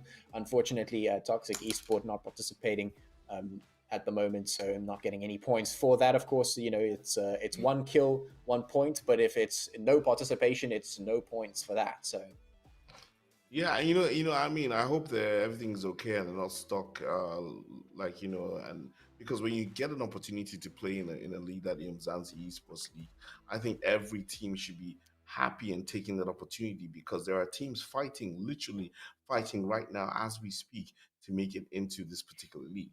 So when I see teams that have the opportunity to be there and for some reason they don't show up, it's like unless it's an act of God. But what can we do? It is the excitement that is the Umzansi Esports League. Now, Tony, tell me, what are you expecting in this league? I know we just, Patch just touched on KHK. What are we expecting from KHK and why do you think they are, not exactly excited about performing? I think obviously they're in a really good position already. They're sitting down in that first page, so they'll be looking to, just sit things out. It's a group stage. They know they're already going to qualify. They know they don't have to fight that much. It's all about pride at this particular point in time. But having a bad game, well, not really a bad game, but not their usual. In those first 2 games, they may be looking to see how they can grab a couple more points in this third game. Maybe it's a thing of pride for them, just come all out and just take out a couple of teams. But at this particular point in time, they got nothing to lose. So yeah, to just and for them, it's just all about pride right now. Hmm. Speaking of pride, we have some teams that should be excited about what they've achieved. So far, who would you say today has done extremely well on the maps? Yeah, for me, I would say it's the guys from ATROX, coming in. Not just today, in the past couple of weeks. At first they were sitting down in that relegation spot, and they've tried as much as possible to get themselves a consistently get themselves points and keep moving up that leaderboard. And now they're sitting in that second page. I'm not sure exactly where they'll be sitting at the end of the day, but yeah, they're doing really well for me. So they're one of those teams who I feel like yeah, considering that they've come all the way from Zandi, they had a tough start, to the season on lighter paths. They're really doing well for me right now, and yeah, they're continuing today. Okay, so Aatrox, we definitely will be looking out for them. I know Patrick did mention them in the first map, and they actually did really well. It is Miramar, it is long range, you know what I'm saying? Some of these maps, we know what to expect from some of these teams. What are you particularly looking forward to in this particular match, Patrick? well, I think that when it comes to Miramar, the long range engagements are always fun to watch. It's nice to see the teams having the chance to play a more spacious game where they can still play away from a team, but continue to engage them. I'm keeping my eye on Sincerity. They've been doing really well today, even very nice and consistent, just getting those points and making sure things are happening. And I think they will be able to do pretty well here on Miramar as well. So yeah, I'm just looking for those fights.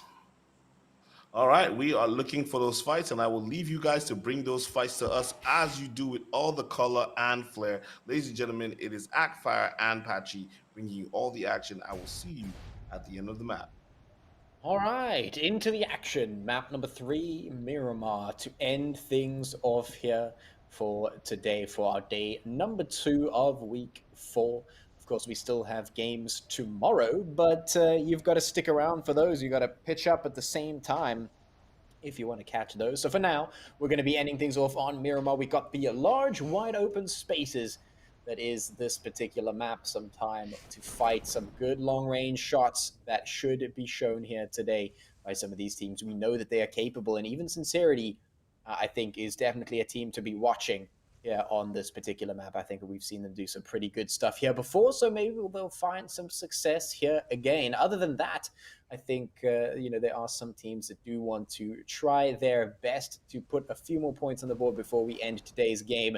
So of course, with that, we've got our flight path moving in from Al Azhar all the way to El Pozo, and we've got our zone that's dropped all the way to the Mm. west as well. Mm. All right, so we do see two teams standing close to each other, the guys from Aphelion Apex and Rain from Hell. So we may be seeing a fight coming down between those two teams right there. Also, as well, we got the team Somalia and BBC.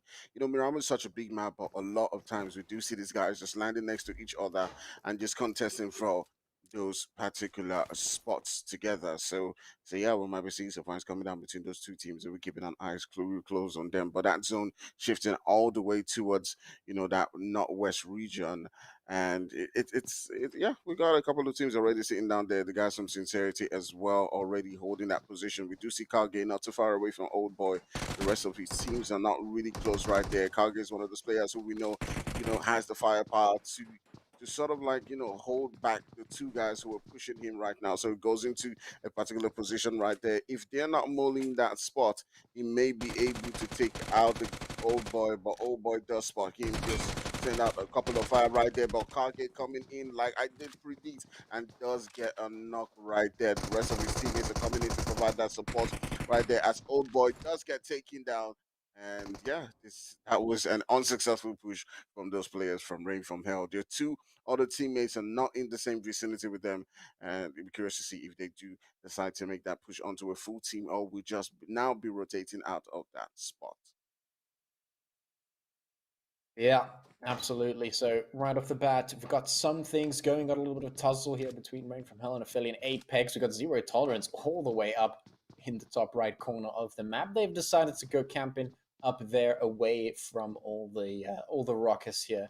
And of course, on the other side of the map, over in El Pozo, there we have the team from Team Somalia, and we've got BBC over there in El Pozo. In Monte Nuevo, we've got 7AOK just chilling. And off to the side in Power Grid, we do have Sincerity. Take a look and see if any of these spots do start any fights. Hopefully, they do. One thing that's really nice about Miramar is that it's sort of a dichotomy. If you don't make something happen, then something isn't just going to happen for fun. But on the flip side, there's also the chance that if you put yourself in a really good position in terms of some height, some elevation, like for instance G3 Temp are quite fond of doing on this map.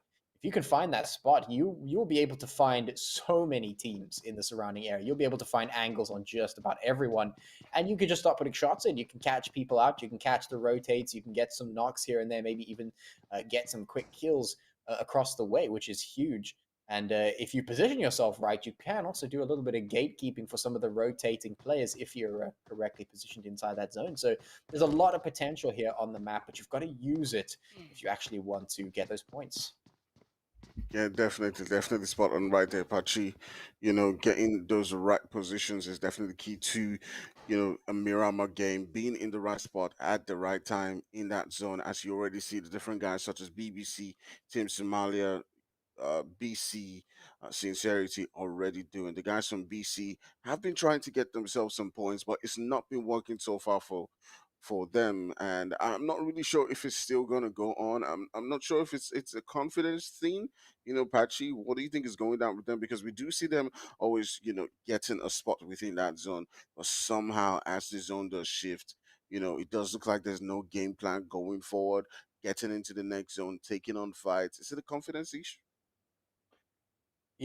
Who knows? I mean, it could be. Maybe it's just a little bit of hesitance, or perhaps maybe you're right. Maybe the game plan just isn't there. I'm not really able to decide what exactly is needing to happen. Sometimes it does. Sometimes it does happen where you don't really have enough variables, or maybe you just haven't been able to get into the zone. It does happen. We don't all have 24/7 performance 100%. You always have your off days. But yeah, when it becomes a habit, you've got to maybe try and break out of it. This is why I always say, try new things. Even if you feel like you're on the down low, even if you feel like, things are not swinging your way, you can always try some things out. I'm always a huge fan of trying kind of crazy strats, trying new things out, trying strats that maybe people frown upon a little bit. I'm always an employer of that because I love seeing teams come up with new ideas or new ways to approach things. And if they're in a little bit of a slump or if they kind of lost for something, just say, hey guys, why don't we try this? Why don't we do this? Or let's try something crazy. Let's risk it for the biscuit, or attempt something else. And it's always good to keep active. That's the one thing that I think is definitely proven by pretty much every season of Umzansi so far, is that if you are finding yourself in a lull, just pick something else to do. Just find something to do. As long as you're constantly doing something, you've always at least then creating potential to get the points, to make something happen. Even if it's just seeing, okay, there's a team, kind of close to us. Let's see if we can maybe force them to make a mistake. Let's see if we can catch one of their players out. Let's see if we can maybe wait till they rotate and then catch them out while they rotate. Something like that. Always just making something happen in your immediate vicinity and keeping yourself ready to move. So yeah, I guess we'll just have to wait and see what is going to happen here. We've got a lot of teams moving in towards the center. This map is very deceiving. It's quite large, so even though the teams do look close, they're not actually that close. So we'll just have to wait and see if any of these teams do take that initiative and get themselves active here. Yeah, it's gonna be a while before we actually do see some fights coming down. As you can see, there's several spots within that zone that those teams can pick and choose from. You do see INF, just trying to rotate within those regions around Hasi and Rainbow Six as well. Picado is really free, so is Power Grid.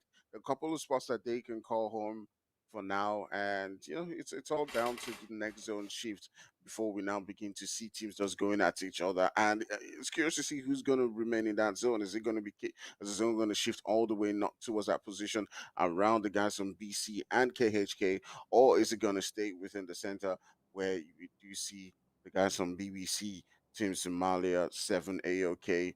Who we haven't really seen too much from them in today's game, but not so bad, not so great. But it's just to see how it's going to play out. All right, the guys from Immortalz, they got one player who has been taken down by ATROX, and I saw him turning his sights onto I Am High right there, knocking him down and taking him out of the game. Just by the way, to Sahil is coming off the back right. The guys from ATROX losing one particular player, and they should be getting into the zone right now. I'm not sure exactly what the game plan is. Yeah, that Mini 14 is absolutely deadly on this map. It can just destroy. I mean, it's got the range and the rate of fire, and it's got the damage, and it's just such a perfect weapon. And especially in the super capable hands of some of these players here, you can see Sahil trying to get a couple of shots in there as the rotate comes past, but Aatrox will live to see another day. Soho just barely keeping himself alive. That blue zone doesn't do too much damage just yet, so they will be able to make it out. They get to safety, make sure that they're still good to go, but they are certainly, just playing with a little bit of fire there as they zoom past some of those players. The rest of the team streaming on into that zone, which is all the way towards the east there. You can see them trailing in one by one. We've got Team Somalia sitting nice and central there. BBC moving off to the side there. A pretty decent position. We've also got Sincerity right up here with the team from Unique, I believe. Sorry, just trying to put a couple of shots in across the way, but not finding anything just yet. I'm curious to see if anything is going to happen here and how Sincerity respond to it. Yeah, definitely. Team Unique, one of those teams as well, who has been good in this particular season. They've gotten themselves quite a couple of kills right there. But Sincerity also doing well. Their new game plan, I'm not sure what exactly it is, what has revitalized them, but so far it's been working, Patchy. They've gotten themselves, into good position. They've gotten themselves a couple of placement points. They've gotten themselves winner chicken dinners. And they do seem like a team that's revitalized so far. Yeah. Now we just wait and see if it's gonna be enough. Sorry, keeping his eyes over towards Inky as Inky makes his way down the side of that mountain. It's just a matter of time before he decides to pull the trigger here. Sorry. He's waiting. He's waiting for his opportunity, but he has to pick his moment very carefully here. He's going to decide to reposition just a little bit, give himself a bit more space to work with when it comes to picking off some of these players. You can see Black Clover moving off onto the top of that mountain. They're going to put themselves in a potential position to pressure Sincerity from the top of that vantage point. So that's going to be a bit of a problem for them, especially considering they now have to worry about a couple of different angles here. Like Clover putting themselves in a contentious position to find some picks over towards Sincerity. Hopefully, we start to see the fights breaking out pretty soon because we still have 50 players alive at the moment. The teams have been kind of hesitant to really start the engagements just yet. All right. The guys from Black Clover do need this point. They do need some, sort of. I'm not sure if the right word is miracle, but they do need some confidence boost. They do need to find a way to get themselves into good positions and as well get themselves the kills. If I was in the shoes, I would definitely be pushing onto several different teams right here because it's a Miramar match. When you're pushing up onto teams, they're probably not going to be getting a lot of third parties, especially at this particular point within that zone because they do need to get those kills, Pachi. Not Yep. sure if you agree, but Oh, yeah. they're just sitting down in a central position right now. If they can push on to teams like Seven AOK, and get the squad back onto them, then it would definitely change some things around for them. But if confidence is an issue, then you may just be looking to hold on in those particular spots until it's time to move towards the next zone. Yeah. Yeah, I have to agree. You got to get those kills, man. I am all about those kills. You got to go for it. You got to get it. I want to see the blood flying. I want to see the players getting absolutely obliterated. I want to see the fights happening. I want to see them happen right now. If I had a group of people right behind me right now, I would start the chant. Let's see the kills. Come on, let's see the kills. We want to see the kills. Man, Felix is looking for them. He's looking towards Black Clover here, trying to put the shots across towards Yo-Yo and the rest of the squad. He's fighting a little bit of damage. He might actually find Daka through the window. Doesn't get the kill, but certainly he's looking for it. That's what I'm waiting for. Sahil puts the shots in Ooh. towards I Am High. There's Optimus going down as Somalia pushes on. There's Optimus going down as Kingerman gets the hits in towards Rainbow Six. So that's Team Somalia versus Rainbow Six going at it in the kill feed. The Hainsley going to get taken down by Benji. So there's some big things happening in the kill feed there. And of course, 7 AOK also in a position to potentially fight there with Black Clover. So things are starting to happen across this map. And certainly I think that's going to be more and more the case because I mean if this is a map of long range engagements, we're about to close those distances really, really quickly now. As we move in from zone 3 to zone 4, and they're going to have lots of fun with the angles that are going to be Ooh. available to them. All right, the guys from Ticket to Money putting some work onto the guys from INF. Shule and his boys are getting put to the test right here. They've got a full team, but Team Somalia is just, putting in that work right there and trying to take them out of the game. But Hansley's been revived. He's been brought back up. The next zone's definitely going to determine a lot of things, and we love to see those pushes that's going to be coming down because a lot of teams are going to get their vehicles blown off, going to get uprooted from the vehicles, and this is exactly what it is. INF is one of those teams, who's sitting comfortably right now within that zone. They're a very aggressive team. They're sort of like they're not really a new team, but they've seen a lot of changes over the past couple of seasons, and they're one of those teams who that's very aggressive. Suli has had a lot of experience, especially coming into the season, and hopefully we're going to see them continue to put in that aggression that we've seen from them this season in a couple of games that they were playing in that next stage. But yeah, definitely. you can see them just sitting down quite comfortably next to the guys from Team Somalia. They're not making the push right now. Also see the guys from Zero Tolerance and KHK going at it. I feel like KHK is in a spot where they're just like, man, whatever. you know, I Yeah. feel like it's like We out here. If we man, die, we die. If we get kills, we we get die. kills. Yeah, you see Jabot, he's in the zone. Jim Boy is just outside. He's just like, I'ma just cruise in my car, just have a nice time, whatever. Yeah, he's just vibing. I mean, when you're sitting towards the top of the log, you can basically do whatever you want at this point. So Yeah. that's what they're doing. They're doing whatever they want. They're going for it. But the players that really do have to get some points on the board, are still tussling it out, still trying to make something happen. We've got Sincerity over there on the eastern side, making their rotation down to some of those open areas. We've got 7 AOK already inside the zone. BBC taking up residence on the side. Oh, that Sincerity getting blown up. What a tragedy for them. Absolute destruction, and now Unique assaulting Willie on the one side, leaving Rogue all alone to get into the zone. Willie now caught out by those Unique players, is definitely trying to keep himself alive, but he is getting pushed now. Azuri pushing on up to take him out. Willie has to be ready for this push. He has to be ready for this fight, and he is. He takes the shots, and a little bit of damage done towards himself as well. He's got to try and keep himself alive, but it's too little and too late. H coming up with that LMG, just tearing through the HP and taking him out of the equation. It's all on to Rogue Baby in the battle bus to try and keep the hopes and dreams for Sincerity alive. We still got 13 teams, 37 players still on the board as the shots coming in for 7-8. Right up there in the north, we've got Zero Tolerance as well, getting into the fight. Aphelion Apex doing the same, feeding the pain. Everyone is now getting into the tussle, and this is where the madness begins. All right. We're getting into that final spot within the zone. As you can see, the guys from 7 AOK looking to do a lot of damage right here. Cavera is looking to make that push. He's got a couple of teams. He's got the guys, Subi, who's in a flank position, but he does get taken down as well. It's a really tough fight at this particular point in time. Mercury is down. INF's down to 3 teams. 7 AOK have got a couple of players who have been taken down.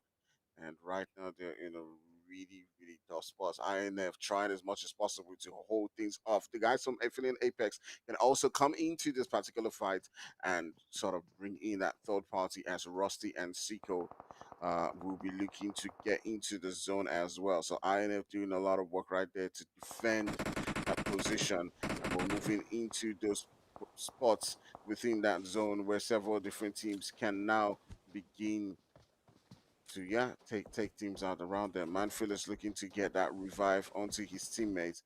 It's a really tough one for him. But just take a look at that zone right there, and several different teams are just making that spot their own. The BC is still in this game. They need a really good performance, to be able to move up that leaderboard, and they're still holding a really good central position right now. The next one is definitely going to determine a lot of things. But you can see them right next to the guys from INF, and this is exactly what matters. The guys from Aphelion and Apex, they've got to make their way into the zone as well. But turning our sights onto the guys from BC, who are really close to the guys from Immortalz. It's curious to see who actually does take this particular one home.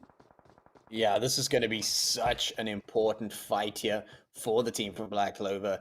They have a lot of work to do to hopefully clear some of that green for themselves, get out of that relegation, keep themselves in safety. So everything that they do is going to be super, super important, super impactful as well. Every point that they can glean is a point that saves them potentially closer and closer to that escape from damnation that is the relegation.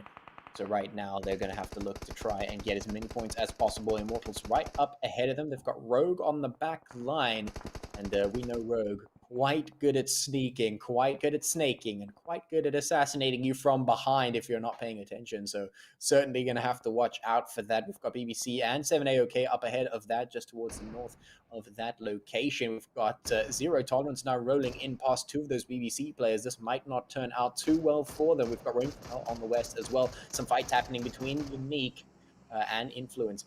right up towards the east. We've got Team Somalia and Rainbow Six still alive in the northeast. For luck, putting the shots in towards Vortex. Zero Tolerance is suffering now as they push past BBC. That's 2 players down already. Skew, the last one left for Zero Tolerance, and that is not a good look for them right now. It is going to be very tough to get out of this situation. Oof, definitely is what it is. As we do see the guys from Team Somalia getting dealt some damage right there by Rainbow Six, and yeah, it's a really tough one. As we do have only 10 teams left right now, you can see that zone really clustered. Several different teams are just being dealt a lot of damage right here. The guys from BBC have still got themselves a whole squad right there as they do try to get themselves into a really good position. 7 AOKs already holding down a good spot, as well as the team from Team Somalia.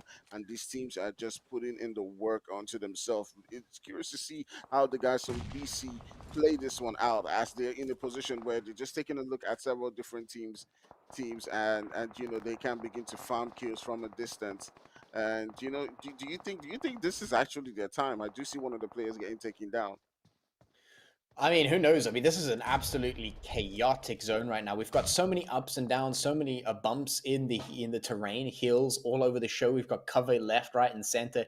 It's going to be a very difficult time, no matter which team you're looking at. We've got Team Somalia up there with Influence Rage in the tussle. We've got Todoroki from Rainbow Six on the back line of that. So things are just going to be super, super difficult in the fight. They've got 7 AOK up with Unique on the one side, BBC to try and put some pressure on. I mean, look at this fight happening down this hilltop. I mean, this is just such an unpredictable fight. Who knows what's going to happen? The knocks could easily come through here. Umar trying to challenge on the edge of that hill. Nico pushing up the side of the hill, looking for Kingerman, looking for some shots, looking for some death, basically. And I mean, it could come from any direction. The angles open themselves up in any place, every single spot. The smoke's getting popped now at the moment as Influence Rage is still fighting here with both Team Somalia and Rainbow Six, but Rainbow Six very low on HP, has to get the revives, has to get the medicine in, and Sully, there it is, shot from behind. It's BBC capitalizing on the angles, and this is what I was talking about. These angles, they just open themselves up, they expose themselves out of nowhere just because of the nature of this rocky terrain. So you don't know who is going to be looking at your back and putting those shots straight on in. Hainsley going to get taken down, and now Nico pushing up towards Kingerman. He's going to find him. He's going to put the shots in, but he gets killed. Kingerman, too quick, too accurate on the trigger, just instantly going to clap back and put the damage in. Now for luck, trying to take the shots towards Todoroki, and the rest of the players up ahead of it. The zone has shifted south. They have to get the rotate on. Lord and for luck know what they need to do, but can they do it in time? Pulling away from Kingerman and Todoroki now as BBC decide to hop in that buggy and get themselves moving as quickly as possible, which is probably the smartest decision. But what's not the smartest decision is exposing yourself to more of those angles. The shots coming through, but they do manage to take Todoroki down. We're down to 7 teams and 18 players at the moment as the teams fight for a spot in safety. Man, as this game is progressing, I'm not sure who's going to win this, but the guys from BBC definitely do need to get themselves a couple of points. But BBC is trying to hold on as they're just down to just, Lord and Nehal, and this is a really tough one for them. As you can see, the guys from Immortalz having a high ground position and just turning their sights onto several different teams. For me, I'm always rooting for the underdog. I'm rooting for the guys from BC who've got themselves a good position within that zone and can now turn the sights into several different people. But the Immortals just holding that position up on that mountain will definitely be looking to get themselves a couple more points right here. So we're down to 6 teams. It's the guy from BC. We've got the 3-man squad. We've also got Team Uni. You got 7 AOK. You got Rain from Hell. And it's curious to see who's going to win this one at the end of the day. But we're down to 5 teams as the last player from Rain from Hell has now been taken out of the game. And it's a really tough one to call. The next zone definitely is going to change a lot of things. Yeah, but I think to answer your question, I think they might just have a good position to do it. I think BC can make this happen. They're in a position where they've got some numbers, they've got a good spot. If they can move up, if they can get this happening, they could potentially put on enough points. I mean, right now they've made it into top 4, which is pretty big. That's some good points in the bank already. If they can get some kills off the back of this, this might be a really, really good boost for them to separate themselves away from that relegation zone. Right now, they're up against BBC, 7 since AOK, and of course, the shots coming in towards the Immortals at the top of that hill. Now, the blue zone has closed in once again. It's about to shift up, and it goes all the way down south, but that favors Black Clover right now. That's a good shift for them. They're very close to that zone. Now the rest of the teams have to push on up. BBC taking the fight with the Immortalz to try and open up some space to push into that zone. If Black Clover play their cards right now, they could be doing some good damage and gatekeeping as the teams start to rotate in towards the zone. Immortalz stuck on the top of the hill, have to push past, but here comes BBC. This could be the fight that Black Clover are looking for potentially. If they can win it, they're going to put so many kills in the pocket. It's going to be huge for them. This is a very important fight for Black Clover. All right, the guys from BBC trying as much as possible to, just put in the work right there and hold that position. You can see the revive just coming in right there for BBC, and it's a really tough one for them as several different teams are trying to get into that central position right there. But BC have a really strong chance right now. It all comes down to this because the guys from Immortalz are trying to make their way onto the zone, and it all comes down to this particular fight. They've got to hold back the guys from BBC. They've got to hold back the guys from Immortalz as well. But there's also a trump card coming in. You do see the guys from 7AOK who have sort of like just been sitting down, watching this, and can now come in with a third party ball. Yo-Yo getting a knock right there onto one of the players from Immortalz. And you can see MFPOP trying to put in the work right there and trying to hold up for his team. But it's a really tough one for the guys from BC as they've gotten a couple of players who have gotten knocked down. But Daga and Vibe are still in this one. BBC is looking like a team that can clean things up at the end of the day. It'll be curious to see how this one does play out. At 7-0, is just moving on to that particular position. Like I did mention, they can be the trump card in this particular one, coming in the third party as they do push onto MFPOP and take him out of the game. This is still good for BC because they've gotten a couple of kills. They've gotten a couple of placement points. And now moving in right here, you do see 7AOK coming in from behind and pretty much doing the work for BC and getting a couple of knocks right there. So BC still in this. They're still They need to holding hug on. that wall. They just need to hug that wall. They need to hug that wall really closely. That is their win card right here. If 7AOK takes the fight with BBC and not Black Clover first, then they can just hug that wall, wait for the fight to happen, and they've made it into the top 2, which is absolutely huge for them. That's going to be a big move. But 7AOK, they've got the cards in their hands. Lord all the way on the one side by himself, trying to secure something. The nades are falling down from 7AOK, so they are getting bombed left and right. Can they survive long enough to make it into the top 2? Right now, they've already secured top 3, which is a great finish from them. Can they do more? The Molotovs are getting prepped here by Manfelis. He's tossing them in towards Lord, trying to find some damage in across to that particular player. But this is all about who can last, who can outlast who can survive the longest. Lord has popped the smokes. He's trying to get himself into position. He knows that Manfelis is up there waiting for the exposure. Can Lord find Vibe and Dagger quick enough? Vibe actually is getting naded. There's a great nade from BBC. Lord is going to find the damage with the nade, but now Manfelis is looking for retaliation. He finds the shot through the smoke, and Black Clover, they've managed to squeak out that second place finish, and now it's up to Dagger to potentially 1v2. I don't think he's going to make it happen. So right now, it's just the fact that they have secured a top 2 finish, which is absolutely huge for them. The points are going to be great. Dagger doesn't have the meds to out heal or try and take a fight in this situation. So I think this game is already done and dusted, but certainly he's going to fight it out towards the end. Mista knows the position. He's going to juice himself up to full health to give himself the best opportunity, and now they just have to wait for the angle to present itself. Dagger is hugging the cliffside very, very closely, so Mista just has to go for it. He's leaning, trying to find the angle. He knows Dagger is there. He's checked the position. Now it's just a matter of finding that angle. He's going for it. Dagger trying to retaliate. Can he find the angle quick enough? No, it looks like that is going to be the end. A well-secured second place for Black Clover to give them some points. They've pocketed 2 kills in the hands of Federal as well. So no shabby performance on that front. 7OK, of course, picking up that chicken dinner with some good kills in the pocket, and BBC coming in third place to finish off match number 3. Man, it was a really interesting game.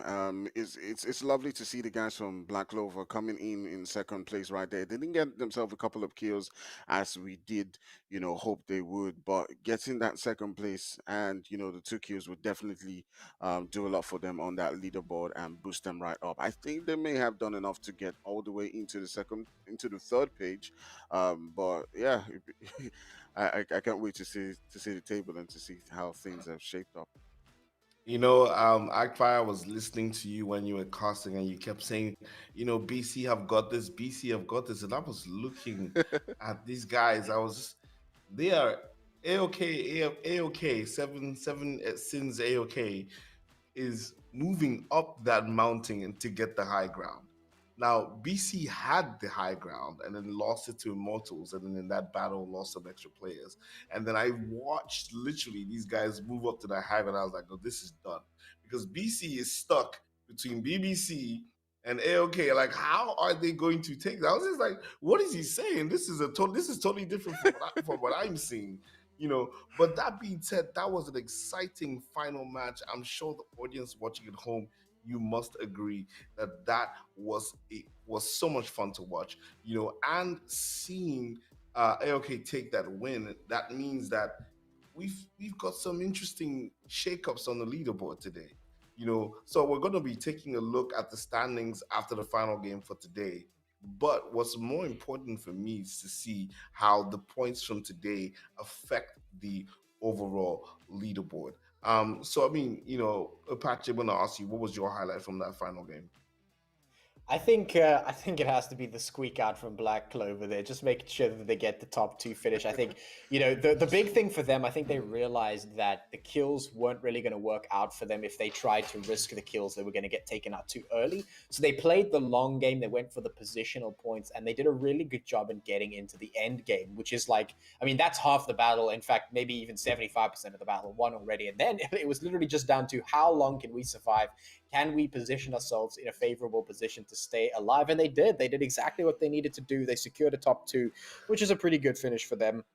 And they got some good points on the board. So right off the top, off the back of game 6, 7 since AOK securing that first place, that chicken dinner, giving themselves 24 points in total. BBC actually getting into the second position there with the kills that they have managed to pocket. And with 17 kills, though, or 17 points, should I say, Black Clover get in third place for that second finish. And, of course, 2 kills in the pocket there, followed by Immortalz with 14 points as well, who've managed to get themselves up there. So a good performance there coming out of a couple of teams. Good to see Unique and Somalia still showing face up there on the first page. And then, of course, the bits and pieces picking up here by Aphelion, Apex, Influence Raid, Zero Tolerance, Sincerity, KHK, and ATROX picking up one, of course, as we mentioned, Toxic not participating in the games today. So, of course, coming away with nothing. But certainly, those teams that are already secured in their positions have found themselves at the bottom here. They don't really need the points, so they didn't exactly put in 100% effort. Of course, 7AOK still going to be picking up the MVP after having a good performance in the chicken dinner. Naturally, it will go to Mista, who's put in 5 kills and 936 points of damage with a 26, almost 27-minute survival time there. So yeah, a good performance out of 7AOK. Definitely a team that has come to play time and time again. We've seen this every single time that they are on the field. And I mean, coming into this season, I think they had a lot to prove, and they've proven that they are certainly a team to contend with. So naturally, we will see the MVP coming out. And then, of course, let's have a look at our updated overall leaderboard. Of course, G3 Tempest still in the lead. No surprise there. KHK having broken that 200 mark with 205. Zero Torrens also breaking that 200 mark, leaving Slime 4KT down in 4th position. Really inside the 7AOK, BBC, and Team Somalia to round off that first page. Good to see BBC showing up on that first page like we know that they're capable of. That's a team that I have just seen grow from strength to strength over the season. So it's good to see them showing face up on this first page. Hopefully they could replicate that performance in the next round. But of course, moving on to the next page, it's going to be C Esports, Lag Esports, Influence Rage, Aphelion, Apex. Good to see Solar Esports still hanging around here. I always like to see them. Because, of course, you can see that they have no chicken dinners, and despite that, they've got a considerable amount of kills in the pocket to keep themselves up here, quite high on that leaderboard. ATROX, of course, moving themselves into a good position in 14. So overall, some good performances from some of our teams today to keep themselves floating around the top. Now, the real crux of the matter, the real question comes in as we move on to page number 3, where we find that Black Clover has moved themselves up to position 22. And actually, I mean, that's all that they were really looking for, to try and just keep themselves up here, keep themselves floating.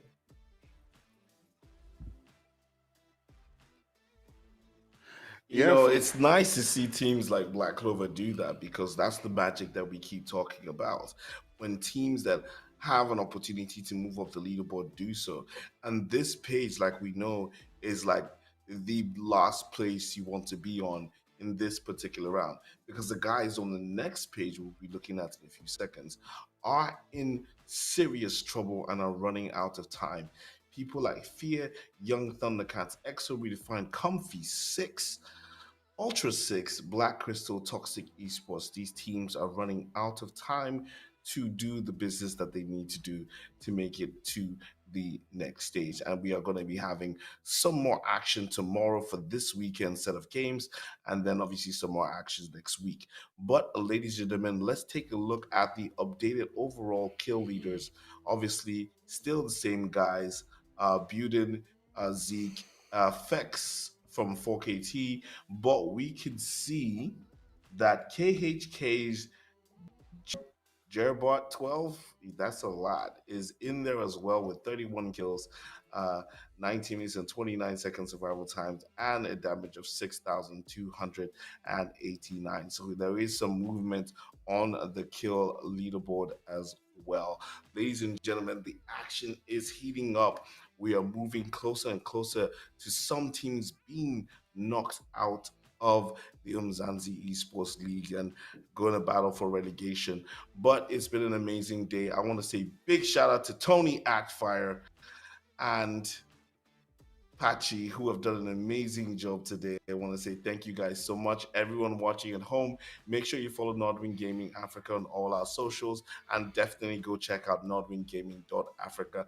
My name is Dr. Sid, and I will see you guys tomorrow for some more action in the Umzansi Esports League Season 4.